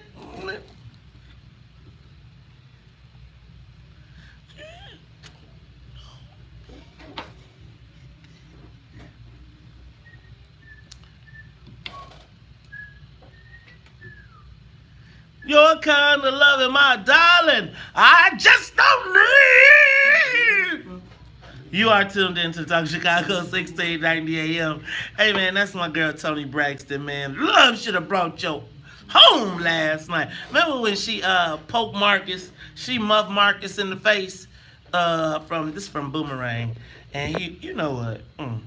Good days. It was good days. Hey, y'all, but on the WVON live line, we have our Washington, D.C. correspondent, Miss Amisha Cross. Amisha, this Mueller probe has, in my estimation, the ability to shred the government into pieces. Donald Trump has now referred to this Mueller investigation as an attempted coup on his administration. The Congress is now subpoenaing members of his administration. He is saying that they are not to testify. Tell me what is going on, and have we reached a point, are we rapidly approaching a breaking point? Will we see all-out war between the between the Congress and the president? Serious about invoking executive privilege. And I think that at this point he is very upset that several members of the administration were called, including members who were previously of the administration who are no longer there. He's having a problem with this because he doesn't necessarily know what will be said, especially from those who are no longer with him. Some of them left pretty unceremoniously. But in addition to that, he wants to go ahead and bury this completely. And I think that there is no way around it at this point. Right now, we're looking at polling data that shows that 32%, less than 32% of the American public actually wants any type of impeachment from this president anyway. They feel like this is over. And going into 2020, I think that gives him a little bit of excitement, knowing that the American public has moved beyond it. But with that being said, there is just so much there that congressional oversight, making sure that there is an investigation into the 10 instances that are laid out of possible obstruction of justice is going to be very important, whether they go with the impeachment route or not. Now, Misha, I'm going to tell you, I feel like I'm suffering from Mueller probe fatigue. When does this thing end, or is this going to be are we going to hear this for the next 2 years? Hopefully, we won't hear it for the next 2 years. What the Trump administration is trying to do right now by invoking executive privilege is running down the clock. And I would say that it's actually a really smart strategy, because he's trying to lay this and keep the focus on this 2020 election. And as much as he can push this as a democratic strategy to take your eyes off of and push you towards something that is shiny but not necessarily something that they can win, I think that it's helpful for him. Well, I'm going to tell you, this Donald Trump seems to have really gotten everybody in a tizzy. What is this where he is telling his staff that they are not to testify, and that and Congress is saying that they're going to put people in jail if they don't? How does that work? Well, just like in any other case, if you're subpoenaed, you don't have the option of not testifying. That's not how this works. We have a president who does not follow law in general. He believes that he can say certain things and push people to do things outside of what is required. You get subpoenaed, it doesn't matter who you work for, they cannot tell you not to go. I mean, they can tell you, but if you don't go, you can get locked up. That would happen to anyone in America. Oh my God! Well, I'm gonna tell y'all this Trump. So how does this play out? Is there under any circumstance that we can see President Trump pulling some sort of emergency situation where he has to take control of the government and people are complicit? Am I crazy here? Or why do I feel like something else is brewing? There isn't necessarily an emergency situation as much as it is. I think that we have to pay very close attention to what executive privilege is and how he can assert it. Looking at the fact that he has stacked the courts, and we have to be honest about that. Right now, the Supreme Court is stacked, and judging by his latest appointments, it is going to be extremely difficult for, I think, the Democrats to see what they want when it comes to making sure that there are some limits to his power. He is very serious about showcasing that he basically can do whatever he wants. This is a president who does not believe in democracy. He is taking cues from what he's seen in authoritarian regimes across the globe. And in saying that, though, do we have a pushback for this? Are we what is the likelihood of President Trump really setting the government that we know on its ear and really, I feel like President Trump is really setting us up for the knockout blow in which he changes the way government is done. And he's got the Supreme Court. It seems like he could win any battle he gets to the Supreme Court. Absolutely. He's got the Supreme Court. He stacked the lower courts as well. One of President Trump's most strategic and smartest strategies, I believe, wasn't anything that he did while he was in office in terms of pushing legislation. It was making sure that he had changed the face of the courts for decades to come. And I don't think that America understood just how demonstrative that is. And he's done it in a way that we have not seen a president do in years. I'm going to tell y'all what, and remember what I told y'all, the person you're most likely to see is who? A judge. Who settles all the differences? Judges. It's why people were so adamant locally about staying in control of who are the judges, because guess what? Judges' decisions tend to be final, almost more final than Congress or the president. And that is part of the reason. And shoot, if RBG dies, y'all, do you think it could be any way they could revive slavery? Y'all laughing, but could they bring back Jim Crow? I tell you, it's a white supremacist world out here. Amisha, it looks like we're about to run out of time. Tell me where people can find you. Absolutely. You can find me on all things social at Amisha Cross, or you can catch me on Crosspoint. Hey, and you know what? I saw that picture of you and Jasmine. I still think it's some little scrappiness going on. I'm going to keep on instigating that. But it was great to see y'all hanging out together. Look, it's the WVON Morning Show. I'm your host, Mace Jackson. That is our very own Amisha Cross. And when we come back, hey, y'all, check this out. The United Methodist Church voted last Friday to ban same-sex marriage and gay priests. Would you leave your church if they said no same-sex marriages? We're going to talk about it. It's Talk Chicago 1690. Live from the Is Trinity United Methodist? No. What is it? They're something else. Some kind of apostolic or something. They're not apostolic. But they're not United Methodist. What is They're Trinity? not Methodist at all. I'm pretty sure. What is Trinity? What is Trinity? What kind of church? Oh, yeah. Trinity United Church of Chicago. Yeah, it's not Methodist. I would know that. Trinity United Church.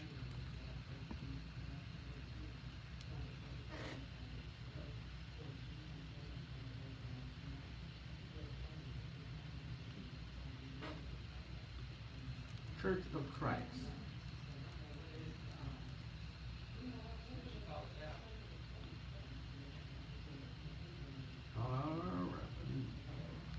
Evangelical.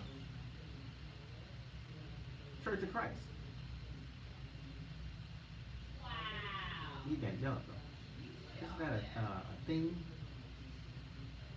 More like a movement. You know what I was thinking of was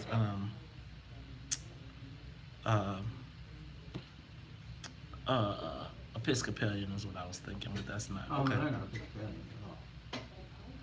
Not at all. Protestant Christian United Church of You Christ. can tell by the way the church is built.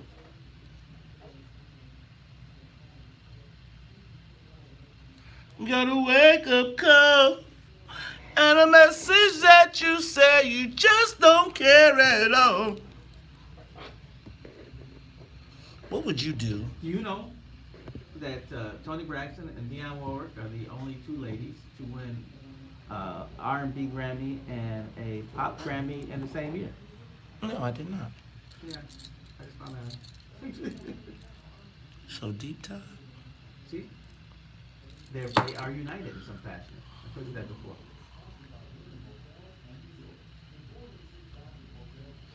So y'all didn't answer Game of Thrones or Avengers. I say Game of Thrones.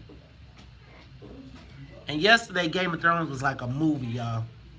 Like straight up an hour and a half, 90 minutes is a movie. Oh, how long is it usually? I thought it was a pretty long show, though. Like It's an hour. Well, Yeah, but 90 minutes is like movie. Man, Avengers Endgame was so good. 3 hours. And I had a drink and I still never got up and went to the bathroom. They were saying that there's a scientific, though, like, you can watch a movie and you can tell by if people get up and go to the bathroom if it's really successful. really? Never heard of it. They were like, if you get lost in the movie, you forget all of that. Mm-hmm. I can believe that part. All right, y'all, don't forget, May 16th, our fundraiser. Now, I sure hope that it's going to be at the Renaissance. I sure hope that the local alderman doesn't hate on them for having What's in It for the Black People fundraiser.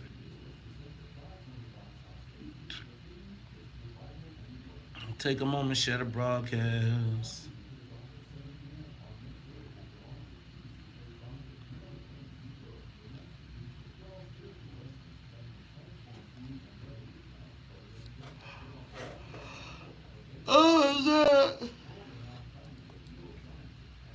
Oh my God, Game of Thrones had me up late. I'm so sleepy tired. Today is catch-up day.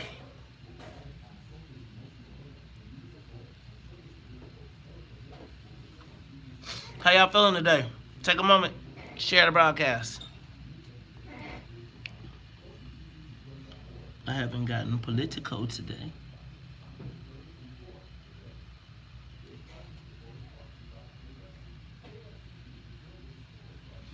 Take a moment, share the broadcast. Who's rocking with us today? Let me see who's rocking with us. What up, Tamika Smith? What up, Laverne? What up, Diane Scott? What up, Daryl Stiff? What up, Bueller? What up, Antonil? What up, Antonil? What up, Tamika? What up, Tiger Lily? Hey, Rego Babo. Hey, y'all. Y'all make sure y'all get some super slime from the Rego Babo. You can get all types, $10. Y'all make sure y'all support my niece.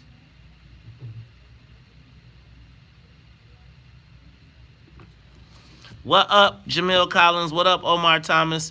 What up, Michelle Flagg? What up, Harold E.K. Williams? What up, Tamika? What up, Salim Muwakil? What up, Carmen Coburn? What up, Linda Jennings? What up, Dennis Kaiser? What up, Brother Patizzle? What up, Michelle Flizag? Linda McGill? Bo Mo? Bo Mo knows. What up, Rose Dean? What up, Patricia Cunningham? What up, Aqua? Shout out to Grambling. What up, Quincy? What up, Yashika? What up, Marcus Robinson? What up, Marcus Rogers? What up, Reggie Maggard? What up, Helene?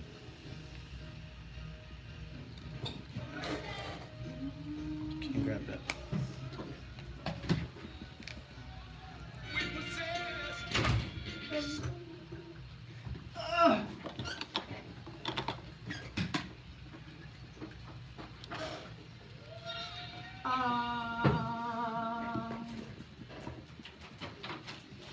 The man's eyes. Your minds. Sweet Bernadette. Sweet Bernadette. Just one moment, we have known Bernadette.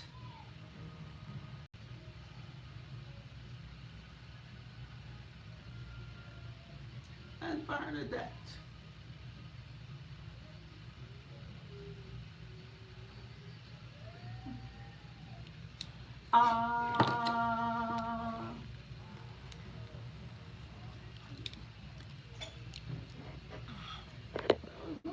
To control you. Control you, Bernadette. Sweet Bernadette. Control themselves. Sweet Bernadette. Sweet Bernadette. Needing you, Lord. You belong to me. I tell the world. You belong to me. I tell the world. You are tuned in to Talk Chicago 1690 AM. I'm your host, Maze Jackson. Got my man, Ty Stroger, and Ty. That's Motown, my brother. That's Motown. Jay-Z should have bought it. It might have saved it. You know what I'm saying? They did pretty well for themselves. They did. Say before Jay-Z. Did they do? Before Jay-Z was even thought about in the universe. Did they do for themselves? Or they do well for Barry Gordy?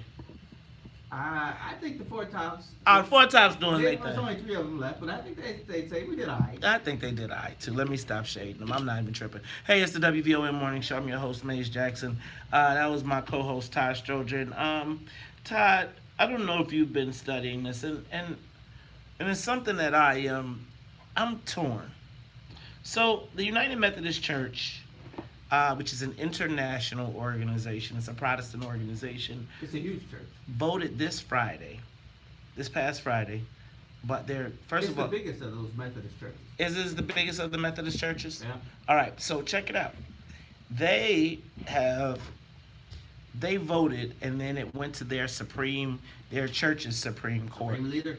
And the Supreme Court the Supreme Church Court ruled that they will no longer allow gay marriages to be performed at the church, and they will no longer allow LGBT members to serve in the pulpit. It has threatened essentially to shred and to tear the church apart. They have said that they will not be able to, the two factions have decided that they will not be able to move forward together. Todd, and it got me to thinking about church, religion, all of that stuff. What happens when your church doesn't change with the times? Give us a call, 312-374-8130. What happens when your church does not change with the times? Now, can we have like a real conversation on this without it being like taken offensively? I grew up in a church. I can't tell you what spiritual quotation is, etc., but I grew up in a church that said that homosexuality was wrong. And for a long time in my life, I felt vociferously that it was wrong. Over time, Todd, I have come to accept the LGBT lifestyle as a accepted group in this country. And I do not begrudge them any of the rights, any human rights. I do not begrudge them, and I do not think anyone should be discriminated because of their sexuality or whatever. But I think your spirituality is a choice. And I am concerned that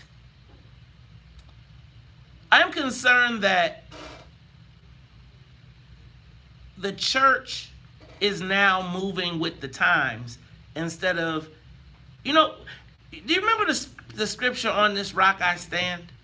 Like, I always thought that in my mind that the Christian church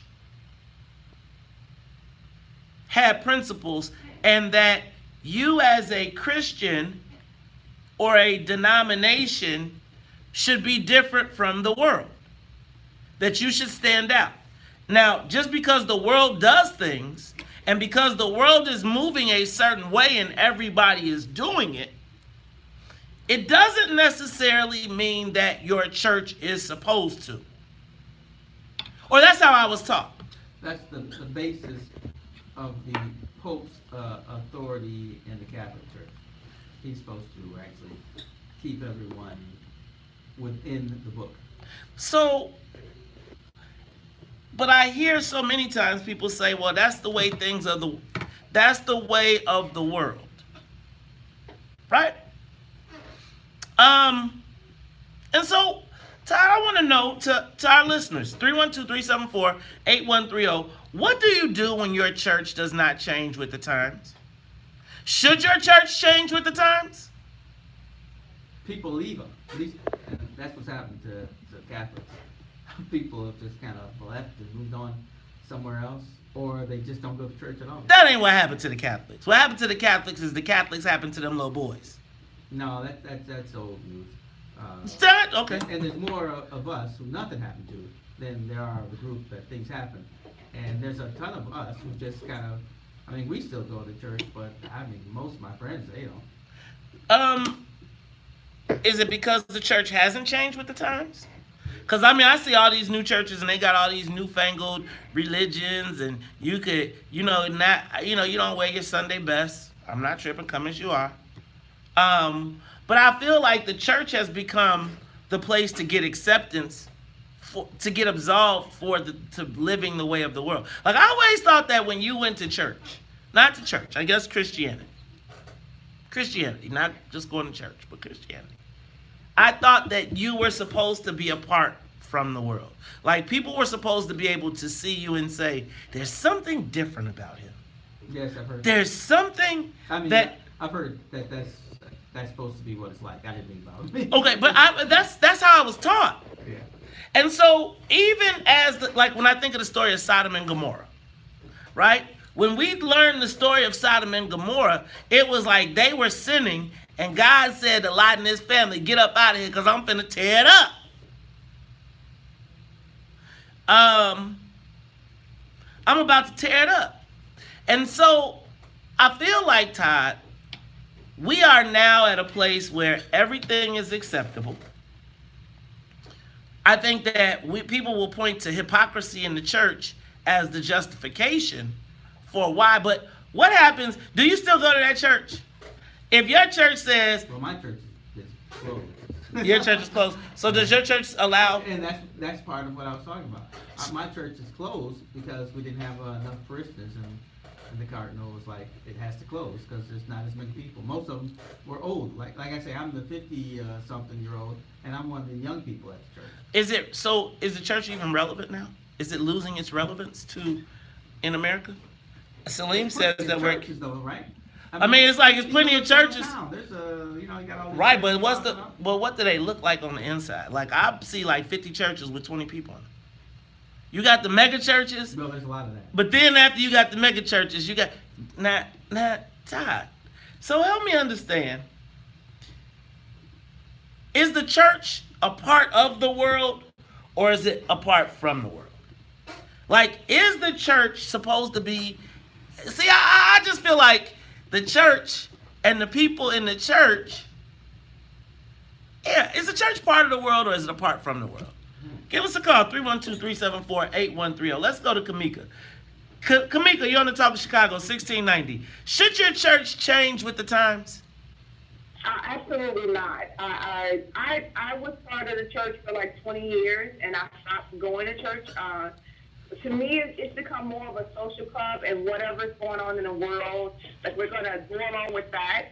I'm really surprised to hear that there's actually a church that's taking a stand and saying no, because according to the Bible, gay or homosexual relationships are not accepted. I mean, I know people don't like to hear that. It's not, politically correct, but it's not accepted, and that's why I have like so much respect for other religions, because they actually try to follow what the book says versus what the world says. And I think when it comes to black churches especially, we are just whatever goes, whatever is going on in the world, we're doing it at church, and it's more of a social club than it is we're going to be set apart. I just recently went to church with my dad, just visiting, and my kids, hadn't been there a long time, and they're like, why are they playing that, rap music? And some of the music sounds similar to what you hear on the radio, and they were really surprised to hear that in church. And I had to go into explaining, and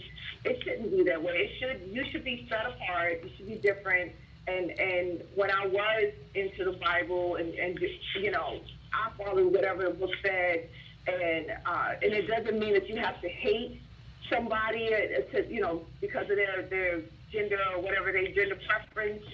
You don't have to hate them, but this is not what's expected in the Bible, whether people like it or not. Kamika, let me ask you, but you don't go to church no more. So where you get your spiritual from? Where you get your spirituality from? I don't have to get it from church. When I was in the Word, it was me and the Bible. It was like, I knew so much, it wasn't even funny. The reason why I don't go to church is because I read the Bible. When people weren't doing it, half the people in the church weren't doing what the book said. Oh, Kamika, you telling on somebody. Look, this is Talk Chicago. I appreciate you calling, Kamika. 312-374-8130. Should your church be a part of the world or apart from the world? I be thinking, I watch so many political preachers. I don't know if they serving God or they serving a politician. Let's talk about it all when we come back. It's Talk Chicago 1690. More of the morning show. Choose ye this day whom you will serve. As for me and my house, we will serve the Lord. Now, Christians were persecuted, murdered, and killed for not accepting the ways of paganry until they mixed them all up. I'm just asking y'all. Todd went to Catholic church. So yeah, Catholic church, they was like, sin all you want, just get it on Sunday. You realize that most of what you talk of, it comes from the Old Testament. No, it doesn't. Yes, it does. Most of what you talk of. What am I talking about? About the Sodom and Gomorrah and all this. Oh, that is gay stuff. Yeah, that's and that the Old Testament is, if you look at it, is truly written for a group of people who are pretty much alone and live in the desert. And it tells you how to live together and not kill each other and destroy the whole nation. So, I don't remember Jesus saying much about this stuff. We all as Christians, but we never seem to pay attention to what Jesus said. Did he say something about loving everybody? I don't really know. Love don't mean, because you love the sinner but don't love the sin. Yes, but who says what's the sin? Is sex, fornication is a sin. Sex outside of marriage is a sin. Right? He without sin cast the first stone. But is it a sin or not? It's like, I didn't say throw a stone. You can still say that's a sin. You ain't say I'm condemning you for the sin. I didn't say it wasn't sin. Okay. It said something about adultery in that Ten Commandments, isn't it? Isn't that one of them? That's where you got that from. I can't believe you, Todd. Well, go ahead, Pam Morris. We must serve the Lord. See, the gospel sister, that we doing something. You know what? If the gospel sister done chimed in, hey, shout out to the gospel sister, Pam Morris. My thoughts on what would Clay Evans say? Is, well, hey, all honor to Clay Evans. No, he was very good to me. He gave me counsel, so he's my man. But the Bible itself is the question that you would ask yourself, and I think a lot of people do now, is all the books in the Bible, people say that they were spoken to by God, but does everybody believe it? There's the question. Just because you said God told you to write this down, does that make it true? So which books do you believe in? I believe in do you believe in the Dead Sea Scrolls? God, no. I believe in what Jesus said. And what did Jesus say? I'm all for Who did he say it to? What? Matthew, Mark, Luke, or John? No, he didn't say it to any of those guys. Those guys weren't even alive. That's my point. You hit it right there. But I believe in what you believe Paul? You believe Paul was knocked off of a horse on his way to Damascus? He might have. Do you think that Jonah got swallowed by a whale? I'm not sure. That could be allegory. Is that an allegory I'm thinking of? That'd be word-wise. Yeah, I believe so. Oh. I may be closer to Buddhism at this point in my life. Hit that. Me and Tina Turner.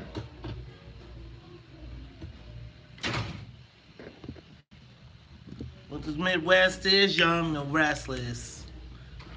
Check your necklace. Next thing might check your nexus. And nobody tell me who Kanye West is. The valley of the shadow of death is. Leave you breathless.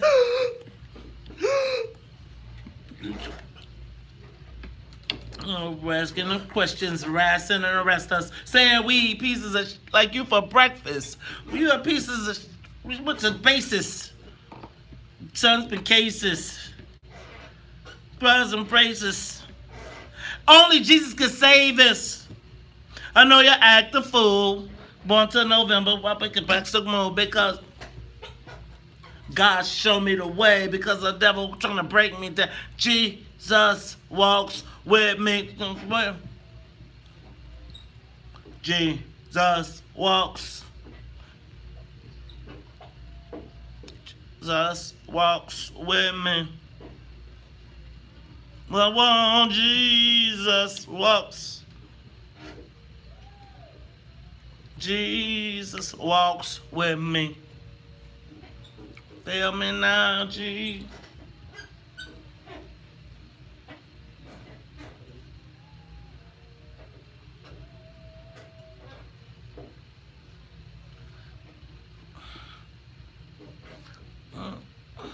So long. You are tuned in to Talk Chicago 1690 AM. I'm your host, Maze Jackson. Got my man, Ty Stroger. Ty, what happens when your church decides that it's going to follow the world instead of the good book? Now, Todd, you said it's not following the good book, but I grew up in a time and a place. I'm a preacher's kid, where Todd, we was taught that we are supposed to be apart from the world, not a part of the world. Not that we aren't supposed to love, cherish, and appreciate everybody, but there is supposed to be a light that shines in you that makes you different from those in the world as you approach the goal of sanctification. But Todd, I just don't know, man.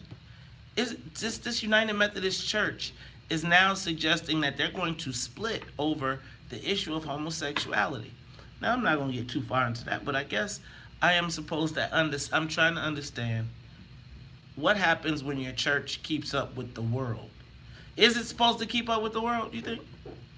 Like, I think, like, technology-wise, yeah, maybe. Go ahead. So we're really two different churches. I mean, Christians, really. Go ahead. We're part Judaism and we're part Christianity. Am I right? I guess, sure. I guess, sure. You're a pastor's son. Either I'm right or I'm I wrong. wouldn't claim. Why? No. See, there you go. See, I'm trying to figure it out. I'm lost. See, that's why I'm spiritual. That's why I go to Church of Joel Osteen right now. Right? No, you ain't spiritual. That just means you want some money. Hey, man, shoot. God, you know what? God moves in mysterious ways. He does. Run me my money. Run me my check. But let me go to the phone lines because y'all, I want to know: is your church? Is your church supposed to be a part of the world or apart from it? Let's go to Karen. Karen, you're on Talk Chicago 1690. What's up, my sister? Hey, good morning, Kings. How are you? Great. Just like the sister said before, when I started literally reading, I stopped going to church. Because when you do go to church, they never talk about reading. The only thing the preacher do is spend a whole hour on one scripture, and it's mainly about him. So it's not so much the churches as it is us. One of the greatest books out here, and I'm not a Muslim, I'm not a Christian, I'm none of that. But one of the greatest books out here is Message to the Black Man. The majority of us will go read Message to the Black Man, we will see a difference in our community because churches have teamed up with the government, and it's really doing nothing. And that's my opinion. Have a great day. Thank you, my sister. Let's go to Taylor. Taylor, you're on Talk Chicago 1690. Good morning. How are you? I'm great. I just want to say that I agree with the caller before you. You can't be a part of this world and accept anything because you will just fall for anything and you lose that spirituality. You just about the good and about being straight and narrow. I don't want the Bible in the church that I went to, which is a Baptist church. I learned quite a bit. I don't go to church as much as I do, but I have been looking for a new home. Just because I like to be with other people who are part of trying to do the right thing. Homosexuality has always been in the Bible, And I like the story. I've always liked the story of Sodom and Gomorrah. And when they said send them out so we may know them, I don't know how to take that other than saying the way I see it, the way I interpret it, but they want to do things that was not a part of being the Adam and Eve situation. So I don't know. All I want to say is that they're not teaching you to be good person, good stewards. You're not supposed to hate homosexuals. But they're 1% of the population. They're going to always be there. Then you should embrace them as a part of the community. But guess what? You don't have to be a part of their church. Matter of fact, when they do their own church, if that's the way they feel they're comfortable with. See, thank you. I appreciate that call. One of the concerns I always have is that the forcing of a different belief into my system. So I'm okay with y'all starting a different church, but you can't make me change my church, right? Which I guess I'm okay with them splitting off. But should your church have to move with the times? Like if your church, because you know what? Somebody just pointed out the Catholics stand firm on abortion and birth control. And they run around here, some of them run around here with 20 kids. All you got to do is go through Beverly, right? Hey, let's go to Rashid. Rashid, you're on Talk Chicago. Good morning, guys. Good morning. Hey, I'm glad that you brought up this topic. The reason being is, do we go by what God says, or do we go by what man says? If you read the book says that it's wrong, that it's an abomination against the word of God. So if anybody's transitioning, people want to transition to man, so they want to fit God into man instead of man into God. So that's a problem. There's a brother here at the Israel of God. He just did a lesson on Sodom. I suggest that you all YouTube it, and he breaks the whole thing down. His name is Brother Boy at the Israel of God. Just did a lesson on Sodom. That's all I got to say about that, brother. All right, Brother Rashid. Let me go to Stacy. Stacy on the Talk Chicago. Yes, good morning. I think this is an inappropriate conversation considering both of you all have admitted to not being fully knowledgeable about much of anything. Hold on. No, It's I not. didn't actually say that. And I didn't say that either. And it ain't no inappropriate conversations. Hold on, Stacy. Look, Stacy. Hold on, because I got to go to traffic and weather. I'm getting the sign. You keep on, because I'm going to come back to you when we come back after traffic, news, and the weather. It's the WVON Morning Show. We'll be back. The talk of Chicago. You know, now that you mention that, I hear these guys who have gone to school, and of course they know a lot about the Bible, but come on, between me and you, Maze, don't you think we've heard the Bible about a gazillion times, between all the verses? And if we don't have an opinion on it, then we were sleeping. I don't sleep well in church. Because Sister Rufus smacked the crap out of me. Harold E.K. Williams, the phone number is 312-374-8130. 312-374-8130. She was like, this is inappropriate conversation because neither one of y'all, both y'all admitted y'all know what y'all talking Y'all about. stupid. Get your ass up out of here. Yeah. I say what?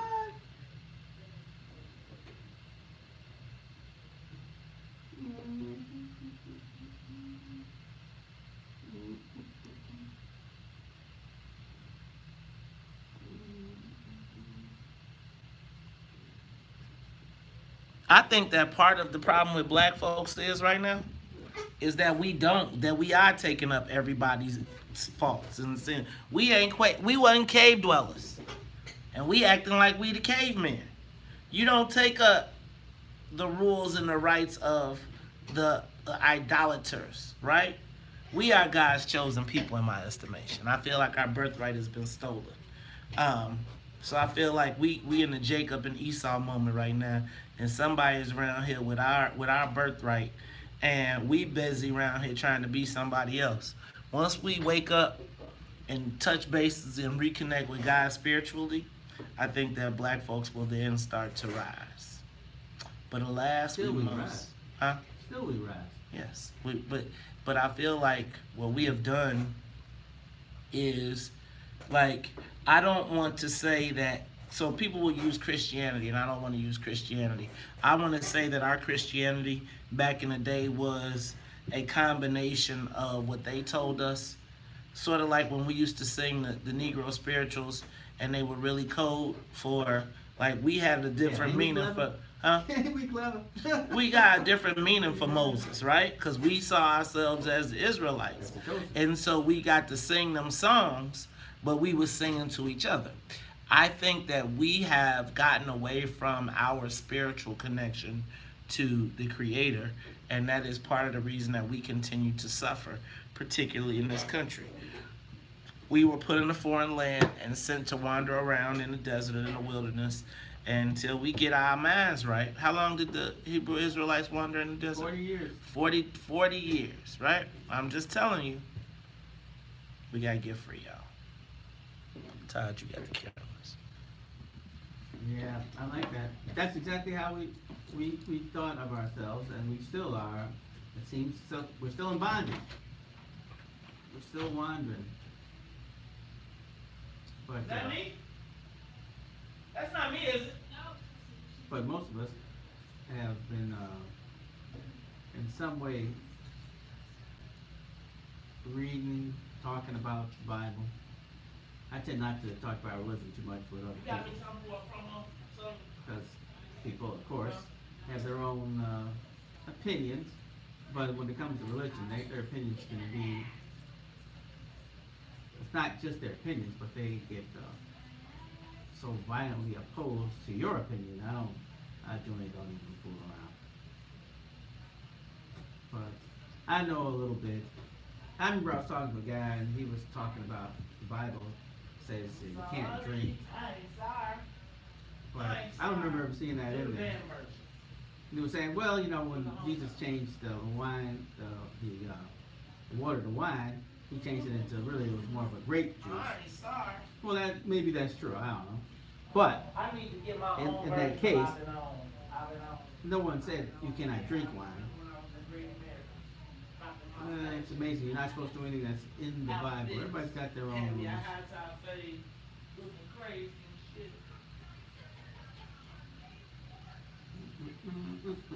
I like the Unification Church. That's a church that believes that in Jesus' words, but like the Jewish religion, they talk of a single deity instead of having like a Holy Spirit and a Son, which I think is not a bad take on this.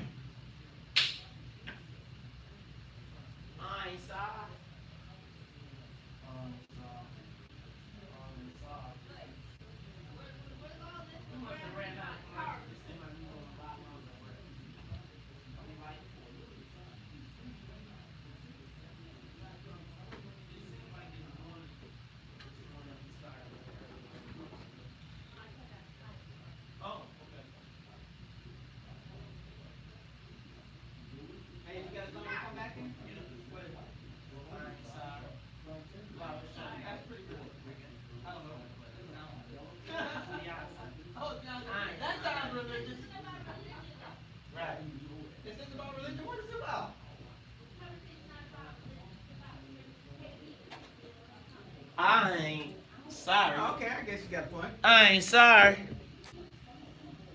I ain't sorry. I ain't sorry. I ain't scared. I ain't sorry. Trying to wind me up. I ain't sorry. I ain't sorry. So y'all want to go get y'all some, you know, I got to hear my B.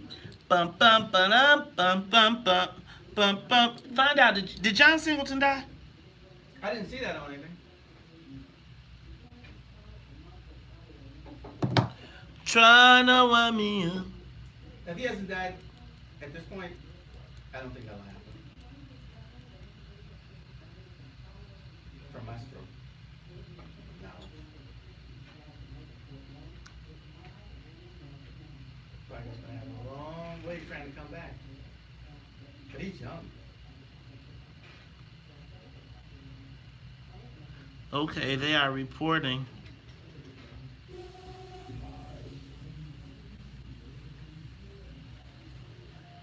They're saying that he died. Really? Now, how would we not know that? 51. I would think. I'm looking at it right now. No, but I mean, he's such a, well, I thought he was such a big character. How's that not like big news?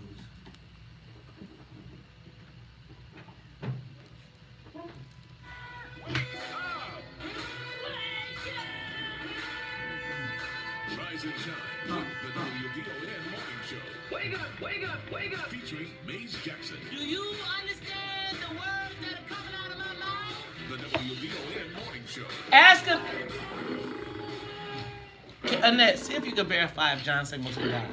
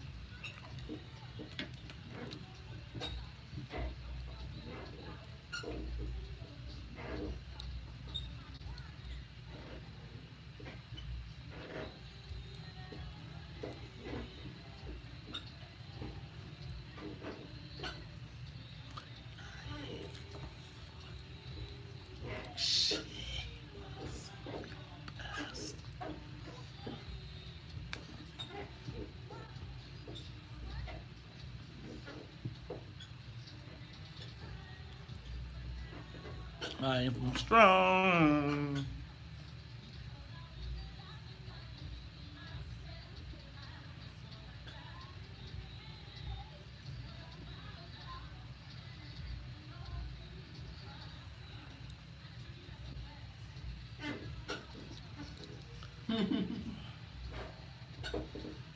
God in the air.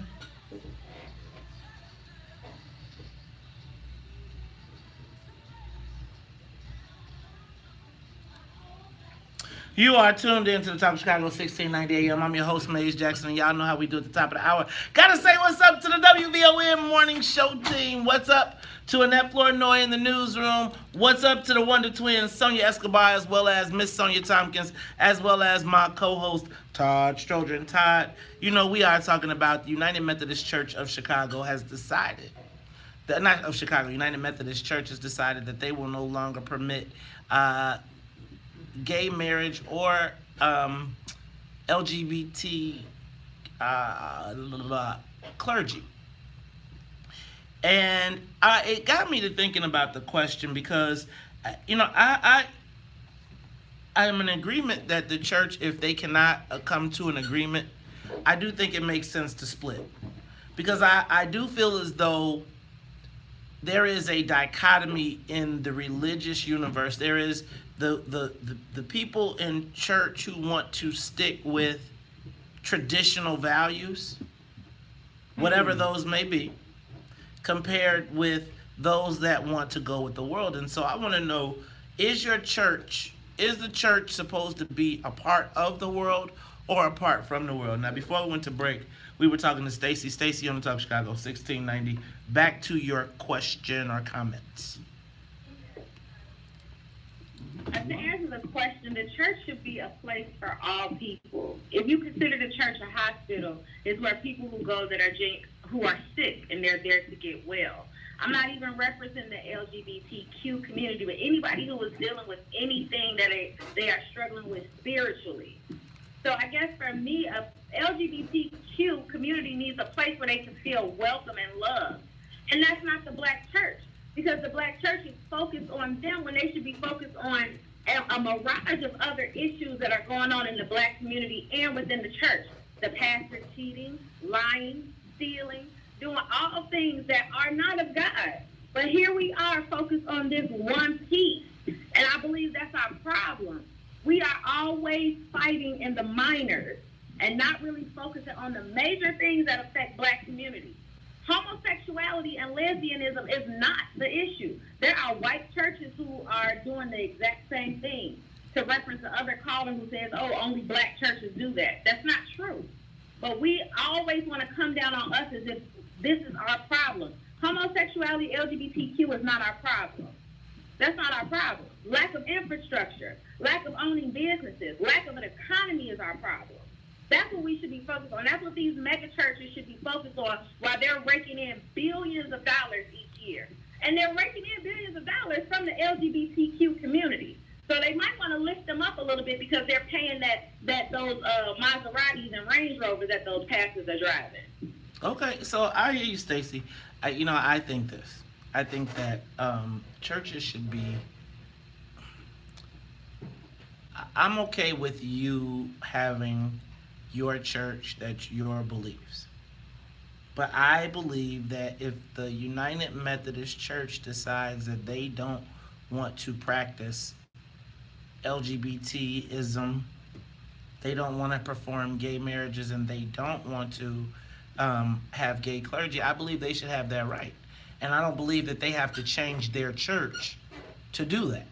I think this is actually, I think them discussing the split is probably the most, I think that's probably the best way to handle it, right? Because I also feel like what happens is people say, well, I'm not leaving my church. Well, bro, this church was founded on this.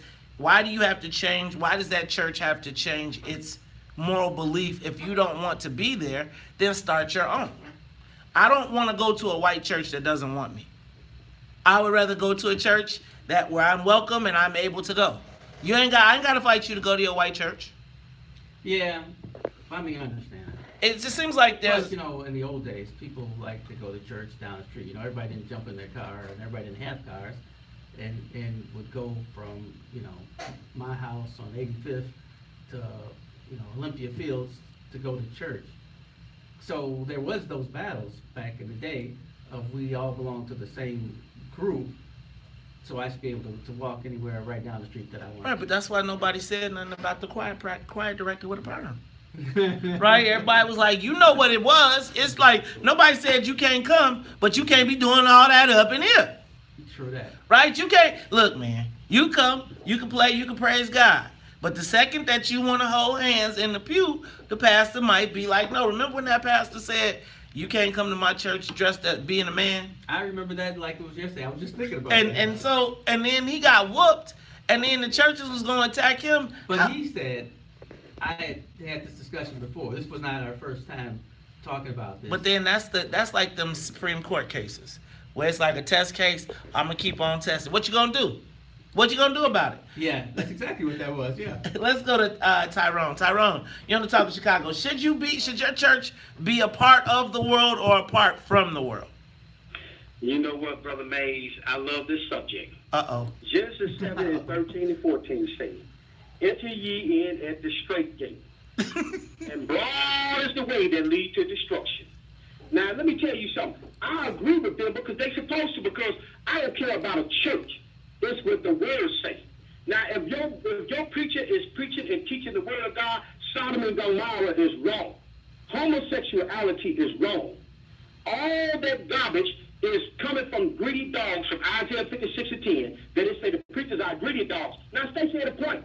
Talk about them Maseratis. We don't even supposed to have no Maserati unless we earn it from our own fruit of our labor. But what the thing is that folks want to bring the world into the church. But remember back in the days, it was holiness of hell, one way or another. Now, if folks want to try to turn the church into the world, where everybody say, well, it's all right to accept LGBTQ, I'm not even talking about them. I'm talking about what the word of God say. Jesus said, remember Lot's wife. She got turned into a pillar of salt. So every preacher gonna get turned into a pillar of salt that goes along with that bull crap. That's from Sodom and Gomorrah. Oh, I heard. You know what? I appreciate that. Okay, let's go to Larry. Larry on the Talk Chicago 1690. Yes, that's the that young man was right, because for the simple reason, it's an abomination of same-sex marriage and things. All these preachers some of these preachers in this church get people here and preachers with other people like to hear, like worldly things, like they saying in so many words. God made made Adam and Eve, not Adam and Steve. See, as a matter of fact, it's an abomination of same-sex marriage, and they try to make the Bible out of a lie. Okay. You believe in the word? I heard you, Larry. I believe in the word. So look, let me tell y'all. See, this is the thing that I think my issue becomes when your church has to bend to the world. And that is my essential issue here.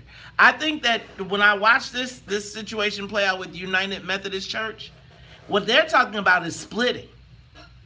But in most cases, they're not splitting. The church is forced to deal with this battle internally. This battle came to a head in this church because the rules said we're not going to do this. But in the United States, they was breaking the rules. So the church had to put its foot down. But what happens when your church decides to roll with the world instead of with the word? Is that what we're supposed to do? Should your church change with the times? We'll talk about it more when we come back after traffic and the weather. More of the morning That's show. it right there. Should your church change with the times? Well, they still stone it. They not in some cases. What do you say? In some cases, because if they start talking about stoning, well, shoot, the Muslims still stone people. Yes, and we think they're crazy. At least I do. I mean, for stoning. Yes, I mean, part of the Bible. I wouldn't go with the Singleton thing. There's one station in Kansas City that's reporting that. Okay. Apparently, some Sean relative was on CNN this morning. So, okay. I would, none of our sources, not TMZ, not ABC, not NBC, none of our sources reporting that he died. Just a relative said it in an interview. So. Okay, cool. You know, he's been in a coma. Yeah. So sad, but true. Yeah. I have no idea what that was about. Religion. Christianity, no, spirituality is a relationship with God. Christianity is a religion. That's why people I like. True that. That's right. That's why everybody wants to dismiss everybody else's. Christians just put an extra spin on this. They was like, our Savior came back to life. Everybody else's, that's their mark of distinction. Everyone else's Savior is God. I read that somewhere just recently too. That's the difference between Christianity and they teach that their Savior.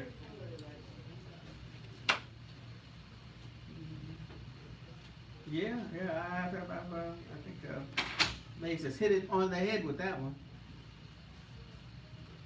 But you know what the 5 oldest major religions are in order of age?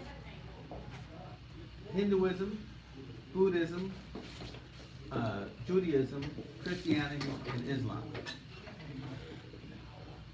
Now Hinduism is not even close to Christianity. Well, it's not anywhere close to any of the rest of them. It's a totally different kind of religion.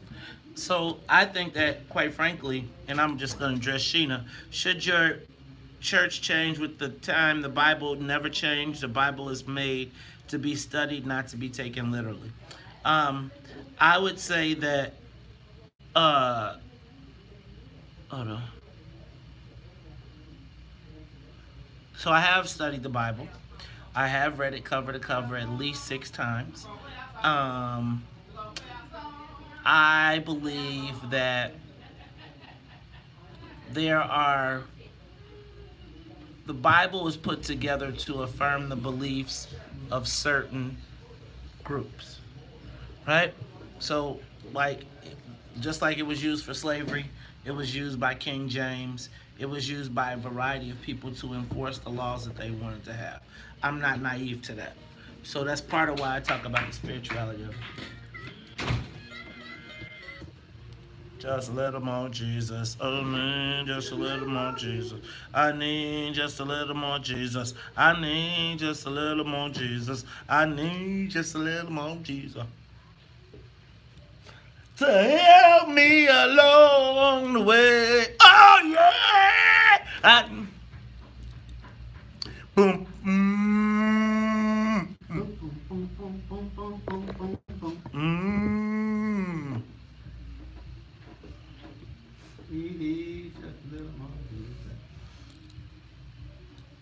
Maze needs just a little more Jesus. Maze needs just a little more Jesus. To help me along the way.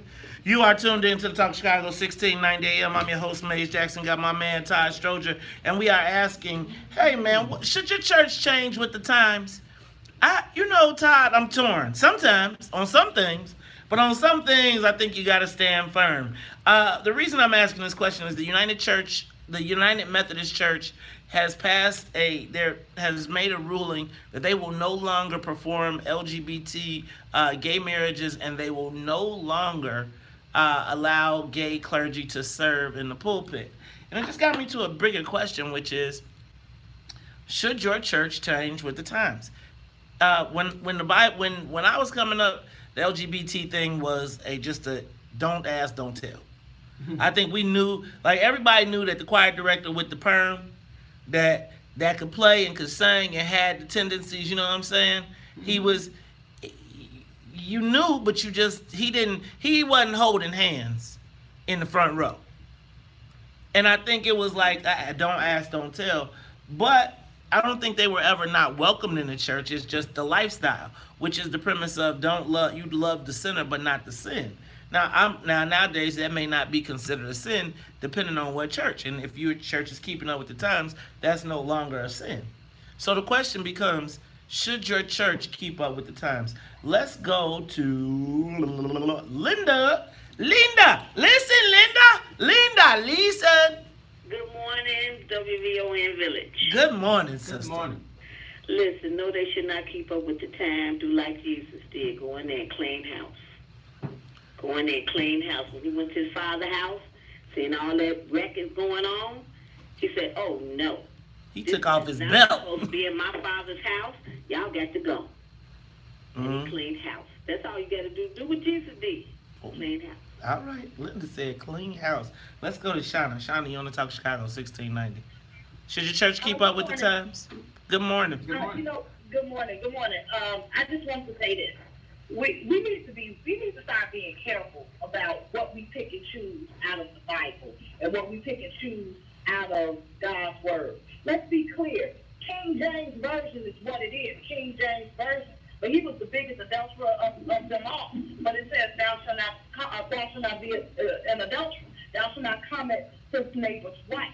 So we need to be careful about what we pick and choose. Let's be clear that the fact that the white folks used to pick and choose how they enslaved us through that Bible. So I think God is love, Jesus is love. We should love everybody. And if people just have a personal problem with them, I don't go to hell for what another person do. Only person I go to hell for is my husband, because we become one. But anybody else, I don't go to hell for what they do. I'm not sitting there and judging myself. And I think we need to be clear about that. Let's stop judging people. This is not who we are as people. And we need to stop this. This is a game that white folks just using to just divide us. Thank you. People, you welcome. Thank you, Shauna. I'm gonna tell you, part of my thing is, as I feel like that's part of our issue, is we doing what white folks do. Right, we done gave up on the values that we do, and we trying to keep up with. And so now you want to have rules on Sunday. You don't want to have no rules on Sunday, but you want the kids to have rules Monday through Saturday, not killing each other. You have taken out the spirituality, and so everything is acceptable. Right? You let everything be acceptable in your church, but then you don't want it to permeate your streets. It's like it's a reason that we had Sunday school. It's a reason. It wasn't just the teaching of, in my estimation, the church didn't just teach you the Bible. It taught you some respect for your community. Right? You knew, Miss Johnson, you knew the pecking order. You knew you don't mess with the motherboard. That translated when you went outside. Right? You respected the adults in the church. The pastor held a place of esteem. Now the pastor, you see the pastor on TV with the politicians and can't walk. He can be on TV broadcasting to 10,000 people, but can't walk in his own neighborhood and can't stop none of the violence that's in the neighborhoods right now. What role does the church? So why y'all accepting everything? You accepting everything. No rules, no nothing. So you can accept that, but which sin is greater? Murder or fornication? Murder. I don't even know why you asked that. Which sin is different in the eyes of God? They are different. I don't know about the eyes of God, but they sure are different to me. All right, let me go to Chris. Chris, you're on the Talk of Chicago 1690. Chris? Going, gone. All right, Milton. Give it to me, Milton. I know Milton got a banger for me. What's up, Milton? Hey, yeah. Thou shalt not kill is the first sin and only sin. That's why suicide is the ultimate sin. When the church was separated from the state, that was for money purposes, because the Catholics were the only organized, recognized religion in the United States, and they get everything tax-free. Hello? I'm with you, Milton. I got it. Right. There you go. Homosexuality is wrong. The act. Loving is right. Homosexuality is wrong. All right. Thank you, Milton. Chris, are you there? So, yeah, let me ask a question, because you know what? I didn't get very many calls for people saying that their church should move with the times. No. But you know what? It sounds I like think people, it's what you said earlier. People move out instead of trying to force the church to change. They just leave. Like, because I think when you come to church, when black people come to church, they come for something. They know what they looking for. They don't know exactly what they're looking for, but they're looking to be filled spiritually in some sort of way, shape, or form. And when that spiritual fulfillment isn't happening in the church, it's why you see empty pews. That's why you see people not in the church. And if you're wondering why our children are where they are right now, and you don't understand why we can't connect with them, why we can't talk to them, why are they doing these things that we just don't understand? They so different. You know what? That hedge of protection that my parents prayed around me, that your parents knew, those certain values that you knew that even if you acted a fool, if you acted a fool all week, but Sunday came, you knew you had to go to Sunday school. You knew that there was a stability in your life and there was a connection. We have forsaken that connection. And in forsaking that connection, we've been accepting of everything that we've allowed on the inside of the church. How do you think it plays out when you're talking about these kids running around the streets? That I don't know these kids. I don't know these young people. They killing each other. They murdering each other. They come to the store with bonnets. Because, y'all, we have turned our eyes away from what kept us. What kept us. And I'm going to tell you. I'm going to tell you, though. Our spirituality, not Christianity, but our spirituality, our connection to God, is what has kept black people all of these years. And if we continue to ignore it, y'all, we're going to keep on going down this slippery slope. Look, it's the WVON Morning Show. I'm your host, Maze Jackson. That's my man, Ty Stroger. We'll be back after traffic and the weather.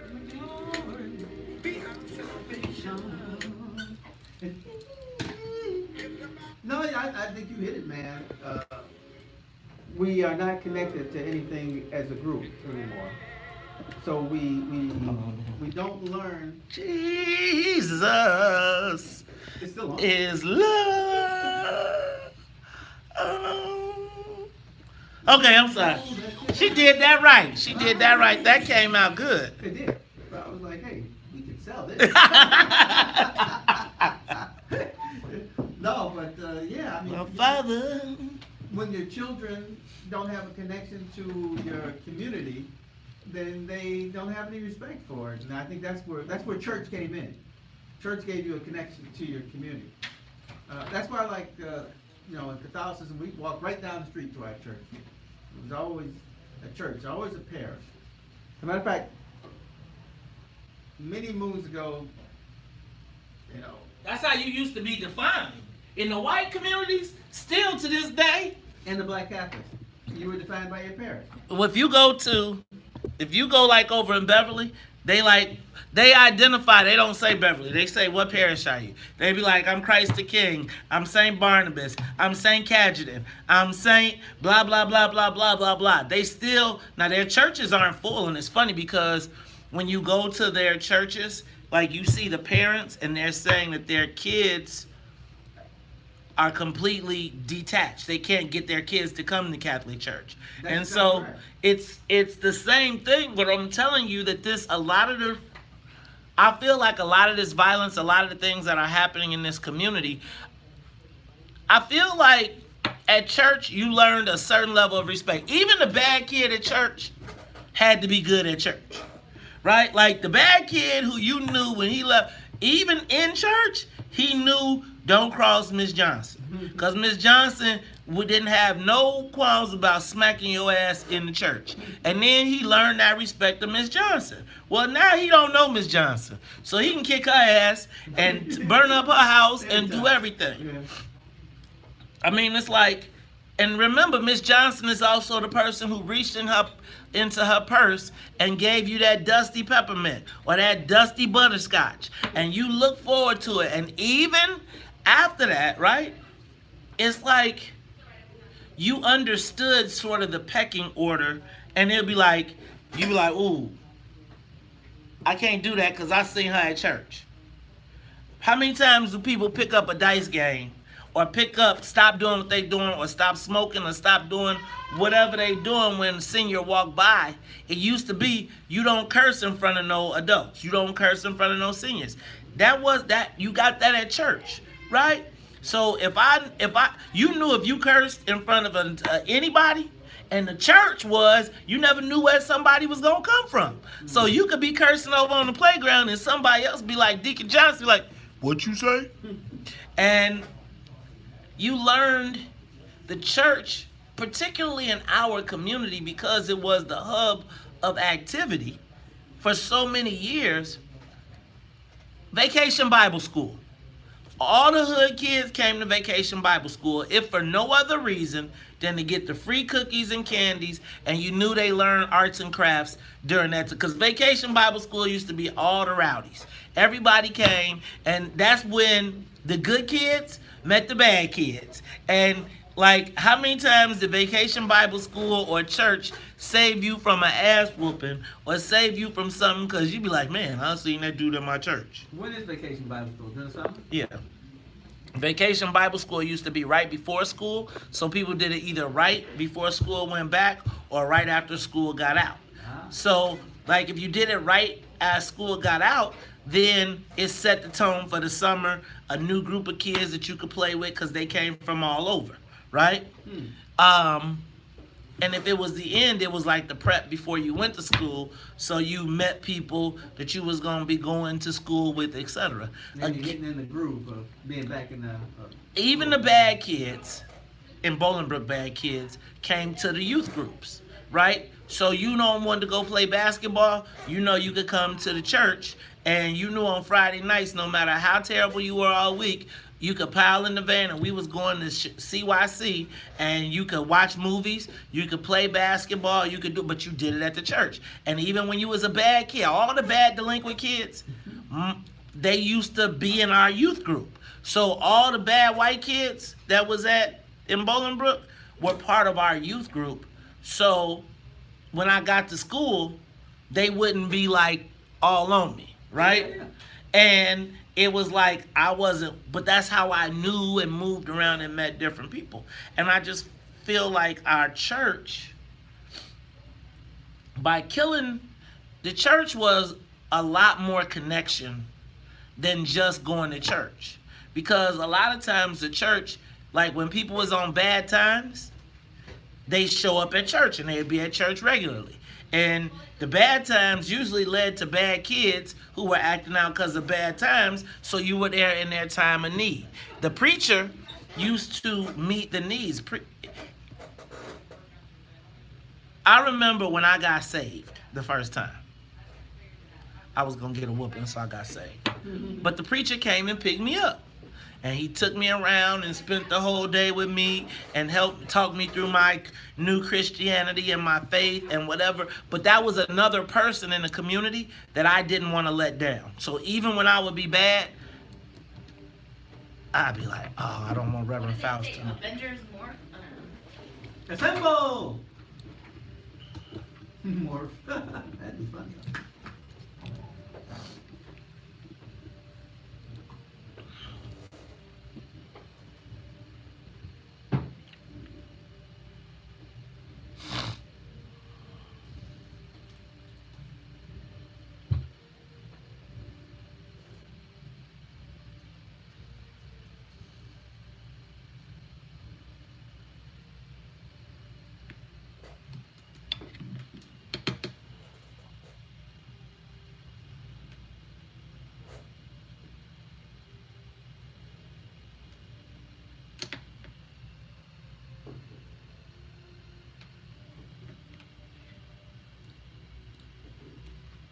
You are tuned into the Talk of Chicago, 1690 AM, and that music that you hear in the background is the theme to the Avengers. Avengers Assemble! Endgame. Set world records this weekend, $1.2 billion in a weekend opening. It was a culmination of 59 hours of epic Marvel movies brought together to close in a 3-hour epic It's gotta be epic. movie. It's 3 hours. Or it could be boring as hell. But for 3 hours, and let me tell you, you know the movie was epic, that for 3 hours, I didn't go to the bathroom. I didn't move, and literally, I don't think anybody in the theater moved. There were kids everywhere. There were parents. There were adults. There were men. There were women. And there were even, Todd, black people. Black people packed the theaters, white, South Suburban, downtown. It was date night. It was, you would have thought it was the Game of Thrones at the movie theaters. Game of Thrones. Yeah, okay. Todd, you got to catch up, man. Hey, you know there can only be 7 Avengers at one time. Really? Mm-hmm. Okay. Well, there's probably only 7 bedrooms in the Stark Mansion. Stark Mansion. Well, if you see this movie, you will. That's gonna change your whole thought process on the Stark Mansion. But here to talk about this epic saga, this Marvel masterpiece, is Joseph Flynn. He's the Associate Director of the Center of Black Studies and the Associate Professor at Northern Illinois University. And he's here to talk to us today about Avengers and black people and superheroes. Like, do superheroes mean anything to black people? I wanted to be a superhero when I grew up. Who did you want to be, Todd? Who did I want to be? I just knew I wanted to save some people. I wanted to be one of the X-Men. Like, I wanted to be Wolverine. Oh, those were my favorite, actually. X-Men were my favorite group. But guess what? They didn't get the same kind of love like the Avengers and the Fantastic Four got when I was young. When you were young, but then the X-Men came up and they were now. But and then it was what was it? The Uncanny, and then you know what? Stop.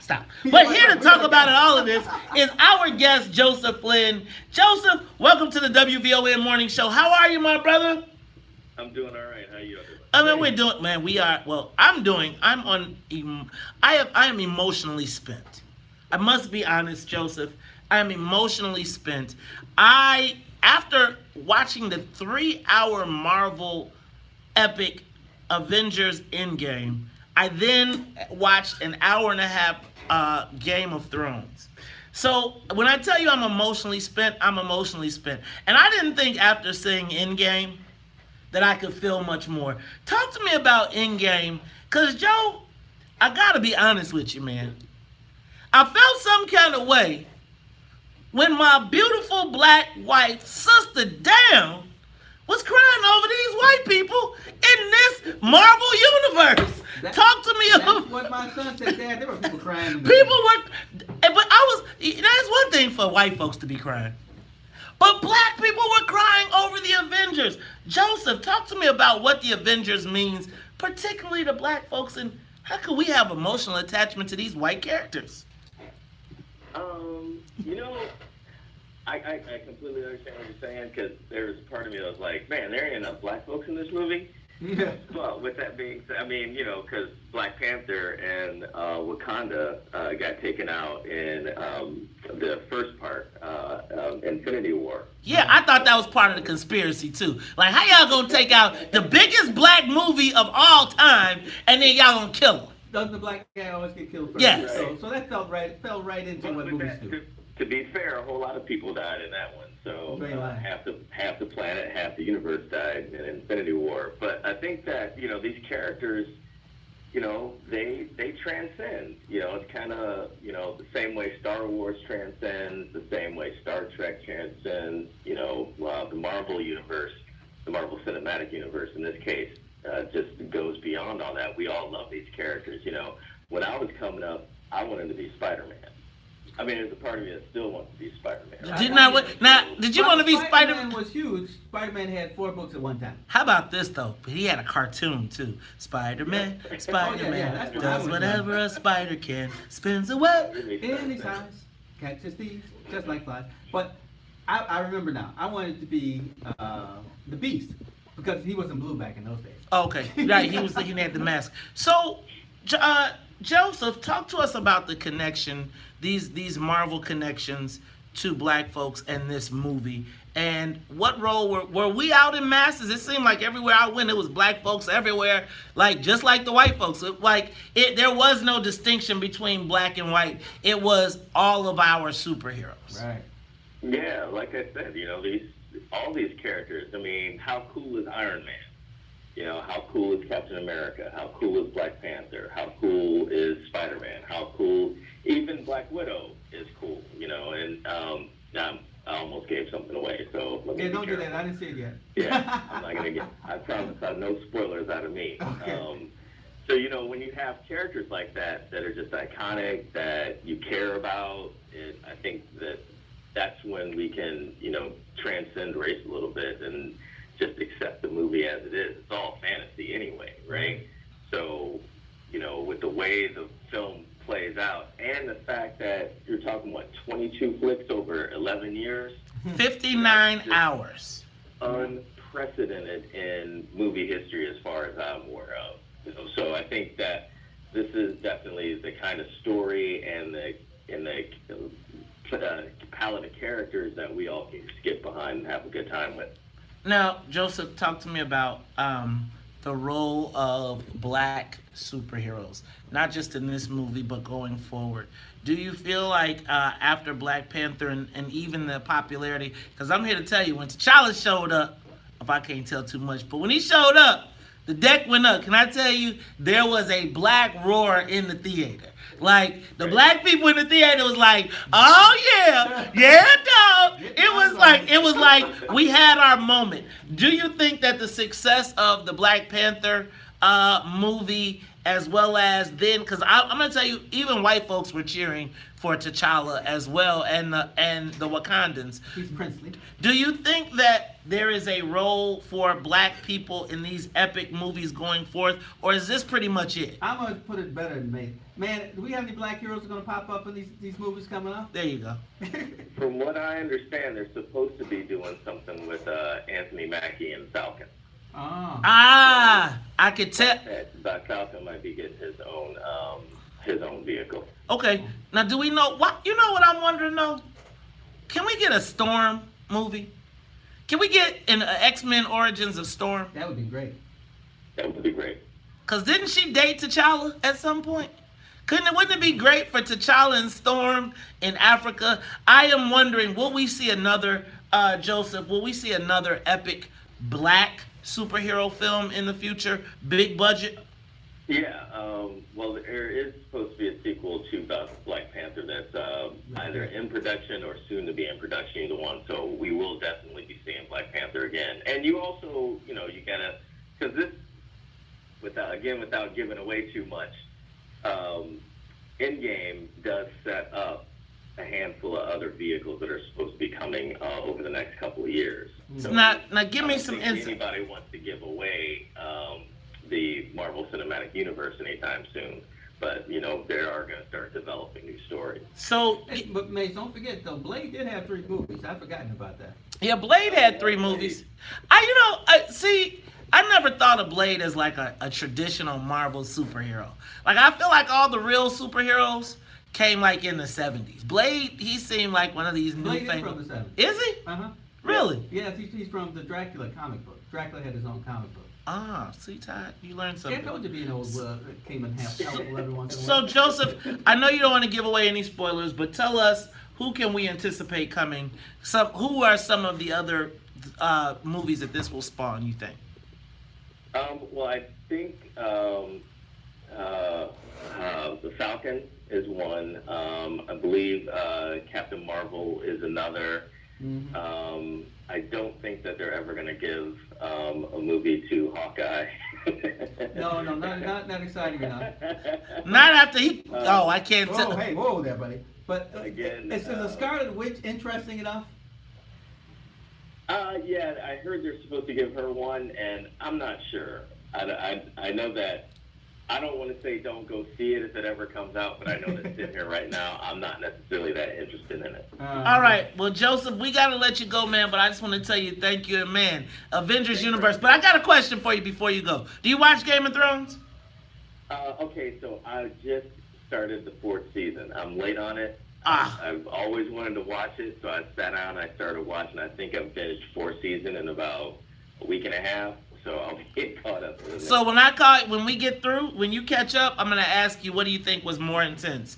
Endgame or the Game of Thrones? Because I'm telling you, last night was off the chain. Joseph Flynn, we appreciate... Already, it's Game of Thrones. I don't even need to see it. You don't have to see the rest. Incredible.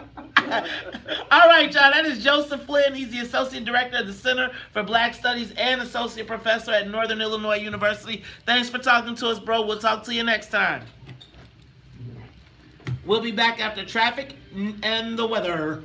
More of the morning show with Maze Jackson coming up on the Talk of Chicago, 1690 WVON. Nah, that's all I say. You wanna make me go to rehab? You said no. Todd, you've got the camera. I'll tell you who's an interesting character. I don't know if it was interesting enough for a movie, but was Pietro. Quicksilver and the X-Men. Yeah, you know. He had some funny scenes. I don't know if it was just him or his character could be. My son loves him for, what's the song? Sweet Dreams. Because he did the Sweet Dreams in that one, didn't he? When they played. You know who I think would be great to see? Was that when the house was burning? Oh, no, I think that might have been, Quicksilver might have been something. I mean, I think Sweet Dreams might have been something else. You know who I want? The time in the bottle was funny when he was running. Yeah, Angel. I'd like to see Angel. I liked Angel when he was... never work out well for him. I don't want to know if I want to see a bad movie about bad things happening. Angel used to get... and I'd like to see Jean Grey. Like, I'd like to see Phoenix. Kind of Jean Grey burned out. Literally. I want to see when she... Phoenix, though. Like, you know, like when... The Dark Phoenix? Yeah. And do you remember when X-Men and DC did together, comics together? Like X-Men. I probably wasn't paying enough attention that time. Yeah, so like they had X-Men and the Justice League together, and they were fighting Darkseid. Oh, really? Yeah. The Thanos of the... Yes. the other... Man, Thanos was a bad... I didn't like this Thanos. He was a soft ass. Thanos, though, the last Thanos... No, this is his norm. He's always like this. Some point, he gets a conscience, and, you know, because he's all powerful. He gets a conscience. That's the only way that he can lose. Thanos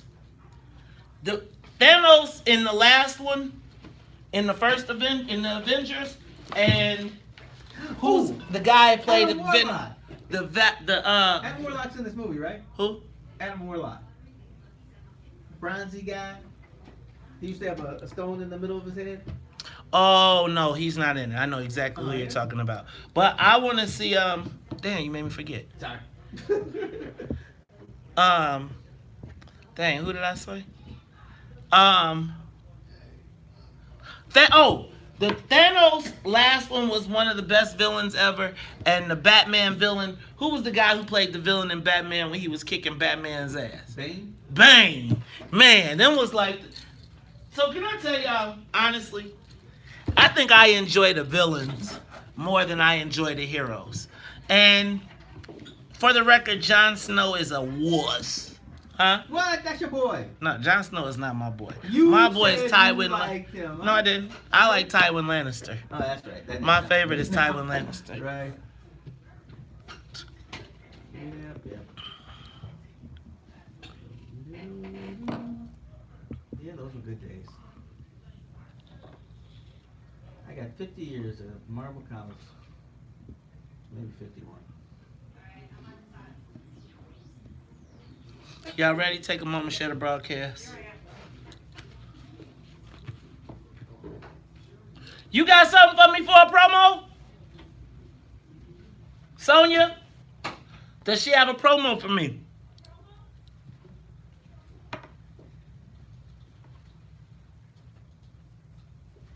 He tried to make me go to rehab. You said, no.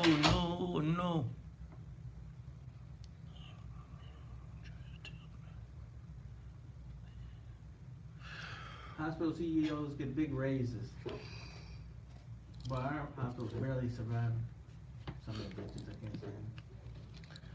They try to make me go to rehab.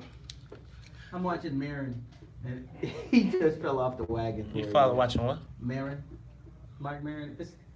It was on, I think, like IFC at one point. I don't watch that stuff. I don't look at quirky. I'm really. It's on Netflix now. That's what I'm watching. Oh, I like quirky. Clearly, you're quirky. They try to make me go to rehab. You said no. JB about to run for president, y'all. If Trump wins, he's running for president in 2 years. Well, he thinks he does. That soon. You gotta have a track record. I think that no, you don't. What was Trump's track record? I'm telling you. Okay, you got a point. I'm saying that the whole game has changed. I think that but I wonder. See, I think like the people that have these presidential aspirations this far out, like you ain't finishing governor, you're gonna have some challenges. Hey man.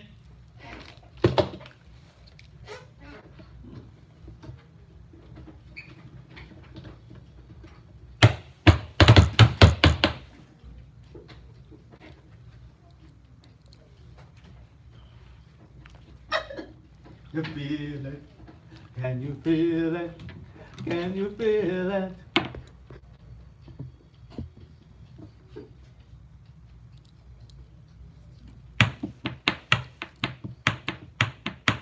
Can you feel it?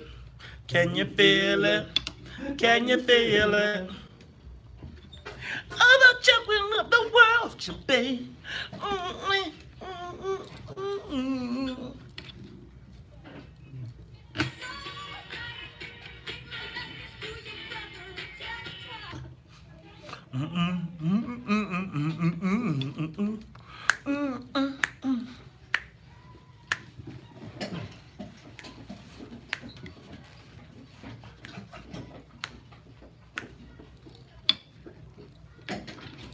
Can you feel it? Can you feel it? Can you feel it? Can you feel it? Can you feel it? Can you feel it?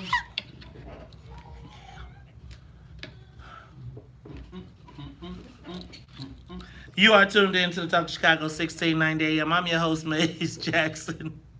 Come on, man, Ty Stroger, Todd. Man, I think Michael Jackson's songs might fit your voice.